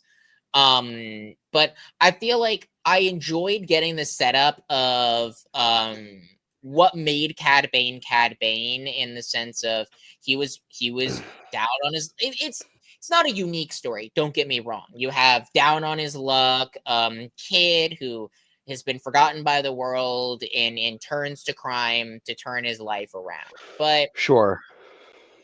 I enjoyed, and I'm blanking on the character's name, and I'm gonna pull up my notes here. Kobe, I believe. Uh, That was the brother, I right? think Was I think Kobe or no, I something think like that? Colby was Cad Bane. I think the brother's Oh name. no, What's the you're brother? right. Nero. Yeah, Nero. It Nero. was Nero. Nero. Yeah, you have Nero, who man gets with Cad Bane's girl. Big no no. That was honestly kind of funny to me. that it was revealed that was like, oh, I had a child, which, by the way, he doesn't need that motivation anyway, by the way. He really no, he doesn't. doesn't. He doesn't. But it is very interesting. I think one of the most interesting things that came out of these episodes was that Cad Bane has a son? Question mark? Like, or not even question mark. Like, it is Cad Bane's son, but like, we obviously see that they don't really go anywhere with that storyline. And it was honestly, like, I feel like to me, the lowest part of this, that it felt unnecessary because we already know that where Cad Bane's story ends. We see him die in, I believe it's Book of Ahsoka, Boba Fett. correct? Or No, no, Book Book of of Boba Boba Fett. Fett. You're right. We see the end of his story in Book of Boba Fett. And, like, that was not necessary. Like, why did Cad Bane need his son? Like, why was that, like, shoehorned in there? I feel like just Nero getting with, I believe Emma was her name, who was like the girl that he had grown to care about over the course of his time with Laszlo, being like a pirate and bounty hunter. But like the Sure. reveal that Cad Bane has a son, like, I don't think it humanizes him anymore. I don't think it in fact, it just makes him seem more evil, which maybe that was the point. But I feel like him killing his best friend in cold blood and all of that was more than enough to If cement like the character of Cad Bane. if they were gonna do it, and they had more than enough time, I think, to actually pull this off. You still wouldn't have cared as much because it was a shorter runtime. They should have changed it so that at the end of episode 1, obviously, Colby goes with Laszlo, and Nero's left behind. What they should have done is in episode 2, Nero is all for the law, and you do see that. But I wish he was already the marshal, or he was already like he was the marshal that killed Laszlo. He like I'm for good. I'm for the law. I made a mistake Yeah, in the past, I thought that's the direction they were gonna go when we found out that Laszlo was killed. I was like, oh, this and must be like, yeah, and then you see Nero kill. You see Nero kill Colby's wife, the two girlfriend. henchmen. No, no. Nero doesn't kill Kobe's wife. Kobe's wife dies off camera. Emma. You see Nero kill the two henchmen. That's the only people that we see Nero kill was the two henchmen of. Gotcha. Well, okay. You're talking about no wait. We see Kobe shoot Emma in the shoulder. Yeah, That's what you're Nero talking about. shoot. He doesn't Yeah, yeah. kill her, but Nero No, but does shoot. right. And what I'm saying is that should have killed her. That also would have given him a reason after he gets out of Yeah, prison to come back and kill Nero even more. Because okay, sure, yeah, you killed Laszlo. I'm gonna kill you regardless. But now you've killed my wife. There's a whole thing to it. There also could have been a shocking reveal of, "Are you the marshal? No, I'm not. You should come with me." And then it's a big twist, like, I'm for the law, I'm for good, you abandoned me. It would have created a lot more of an interesting thing, and they would have had enough time to do it. They just took the least interesting direction, the least interesting story, the weirdest twists. I feel like they wrote this and it was meant for more like a season long event that they just never wrote because yeah. at the end of the day it seems pointless, and that's how I feel about both these stories with Ventress and Cad Bane is they're both pointless. They have no rhyme or reason to exist. They shouldn't exist. Beyond, okay, these are kind of cool to watch if you're a Star Wars fan, and that's it. Um, Yeah. Well, they, and they and honestly, thinking back, the more we talk about this, honestly, I said originally that I enjoyed the Cad Bane storyline. Honestly, thinking back to it, the more we talk about it, the more I actively don't like it. And the reason why I say that is because I already established that I don't really care about Asajj in the sense that I felt like we got all we needed of her, and she's a fantastic character, but we got all we needed of her in the other properties, in the books, in the right, comics, in the TV shows. We got all we needed of Asajj. I don't think they needed to bring her back. It's not that I don't care about Asajj as a character. I love Asajj as a character. I just don't, I did not need more of her. I did not need them to correct, resurrect her and bring her back and tell a story with Liko, a Jedi who correct, we never see again. I did not need that. correct. So I can write off like, oh, it's a nothing story, it's whatever, move on. It's already a character that I felt like I got enough out of. You dragged it on a little long, but whatever. I actually am a little bit more upset about the Cad Bane story now. And the reason I say that is because of how cool Cad Bane as a character is.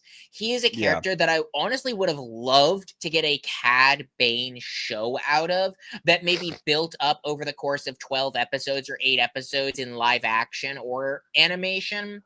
The character of Cad Bane and maybe his backstory or maybe just some fun adventures or something like that. And now knowing that we're not gonna at least get his backstory in live action, maybe we can still get more of him and his adventures either with Laszlo or as Cad Bane after this sequence of events that happened here. But we're never gonna get that. Honestly, upsets me a little bit more because like you kind of wasted it, I guess is where I'm going with it. Like it was it an all right story? Did I hate it? No, I think it was an all right story. But for the context that what it means for Cad Bane and the story that they can tell with him in the future, I feel like it's bad. Don't tell another Cad Bane story. Simple solution. Just I mean, don't. I'd be fine with another Cad Bane story. I like Cad Bane, but at the same time, he's also a character that we I mentioned earlier that I watched Skeleton Crew, and I'll give my thoughts in a short previously. Carson, have you seen Skeleton Crew? Have you? No, not yet. Okay. This isn't really a huge spoiler. Not that I feel like it matters for Skeleton Crew, honestly, but it is somewhat of a like a pirate-ish story. And that was like I had fun with it. Again, I'll give my thoughts later on, but I feel like a story like that for Cad Bane in kind of like going on fun adventures around the world, around the galaxy, and things like that, I would enjoy. I would have fun with something like that. I don't need it, but like that Sure. would be what I want out of Cad Bane. Getting a generic, honestly, backstory for Cad Bane that has been told a million times, I didn't need. And in fact, I Yeah. thinking back to it, really didn't want. Like, did I Yeah. enjoy the episodes as I watched them? Yes. But now thinking back to what they mean for the possibilities that have been set up for Cad Bane's character and possibly seeing him again, I don't like what that means. Look, man, I could I could talk for hours about the implications of what things mean for Cad Bane because I do love that character a lot. Uh, but in regards to like a single self-contained story right now, just not worth my time. I'll never watch it again. There's no reason for me to want to watch it again unless I, get the high off of Clone Wars and want to watch some more of the animation style of Clone Wars, which I can also get with Bad Batch. So, I don't Yeah. know. All in all, I can't say it was like a bad experience. Like they did an okay job animating it. Yeah, I They didn't did a great job hate animating it. watching the episodes. I just don't love what it means for the story. It just is pointless. It leaves a hole Yeah. in you that like it just you feel pointless. It is pointless. And so all in all, I'm never gonna watch it again. If you're a Star Wars fan, go watch it. If you're just a fan of film and television, skip it. Not important, Yeah. not needed. I said my piece, done and done. Yeah, it's funny because I had mentioned to Carson that like I don't know if I have enough to fill up a main topic of conversation to talk. I think we've been talking for like maybe 15 minutes. Granted, it works out because like I don't know what time it is right now because I don't have the. It is yeah. Well, we have to wrap 11:21. this up soon. Yeah, we have to wrap this up soon anyway. But this is definitely our shortest topic of conversation. We really just focused in on like Last of Us and Andor, which like I don't have a problem with it, but I feel like that just goes to show like how little we really cared about. We had originally Yeah. planned last week to make this like, oh, this is gonna be great. It's gonna be a whole topic of conversation, and like after watching it, we were kind of just like, well, No, there's nothing. works out There's that it's nothing to talk a about. week that we need to run short anyway, but there's not a ton to really care about. Well, it's also like we're running what 20 minutes shorter than the actual runtime, which is also kind of insane that we've been able to sit here and talk about it for Well, this yeah, long. because me and Carson, so there's going to be some changes with the structure of the podcast going forward. Obviously, we're actually, if you didn't know this, Carson, we're on episode 10. We've been doing this for 10 weeks. This is I was gonna episode make 10 a of the big deal podcast. about it at the end. It's a big accomplishment. Like we've Happy been 10 episodes. we've been I going for celebrated with a what, haircut. 2.5 months. Yeah, Carson got a haircut. I look the exact same with my scraggly ass beard, and hats. But I love. Again, we've talked about this before. This is the highlight of our weeks. I have so much fun doing this in the shorts. Yep. One thing that we mentioned in the beginning is this is going to be an evolution. Figuring out what this means. Obviously, we've already added the short form content.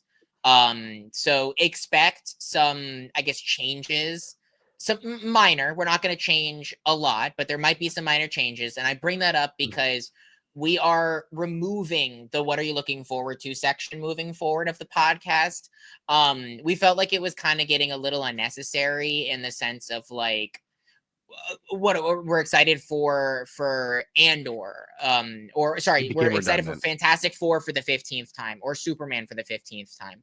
I feel like the only thing this week that we would have really talked about in this section that we haven't talked about before would have been the GTA 6 trailer. So if there's ever anything, or like last week how we talked about the Now You See Me trailer, but we talked about that Right. more naturally. If there are big news points, maybe if they're big enough, they'll be a topic of They might get conversation, addressed. or maybe they'll Yeah. be brought up in the cold open like we did with GTA 6 this week. But we're removing that section from the podcast, both to cut down on runtime, but also just because we ran into the problem where 10 weeks in, we felt like we were just talking about the same things over and over again. There's not always enough news that's really interesting that we want to really dig into. Right. And again, I have a lot of ideas on honestly expanding content and making more and changes to the podcast. And again, I'm loving the short form content. I have so much fun filming it. I know Carson's enjoying it as well, despite Yes. being out this week and busy. So don't worry, like these changes are all positives in our eyes. It's still in the But like works. the best way to say is as we learn to do this, things change, things come in and out, and more Yeah. likely than not, it's for the better because Yeah. we decide we like this about this, we don't like this about this. We tried this. Let's see if it works. Let's try this. Let's not try this. It's taking our time, figuring out how we like doing what we're doing, and going from there. Yeah, exactly. And obviously, like, we don't have we have not a ton of viewers right now. We understand that. But one thing is, like, if you do watch this podcast and you do enjoy watching it, please like drop comments, drop suggestions, tell us what you like, what you don't like. Because like we enjoy doing this, but we also want to make sure that like it's not boring to watch. Obviously, like we're gonna do what we want to do. Like that's the point of this, is it's just two best friends, two Nimrods talking about all things nerdy. That's the tagline. But like I feel like cutting the section about like news is just the next logical step, and there's gonna be more logical steps either to help with runtime or just our general enjoyment. It's what we're cutting the section about the "what are you looking forward to" because we just don't enjoy it. Again, we're talking about the same things, but there might be a section that we change for another reason. So just like, again, iterative process. I'm not going to harp on it anymore. Carson, do you have any closing thoughts on anything from this week before we close this out? Anything you want to say? I wish I could have enjoyed it at my leisure, but I couldn't. I had to rush to watch everything. This Yeah, week's gonna be much yeah. nicer. Hopefully next week, we'll get a little better. I don't, I didn't like next week. I'm probably going to be consuming less content than normal. One, because I anticipate work picking up a little bit more, but also like I feel like the main thing that I'm dedicating myself to really is Expedition 33. Like I said, I'm already like 9 hours into that game, and I still have like I think I'm like barely a third of the way through. I'm not even done with Act 1 yet. But yeah, Yeah. it's funny. But anyways, with that being said, thank you for watching. Thank you for watching another episode of the Nerdy Nimrods podcast. Drop us a like, drop us a follow if you like what you hear.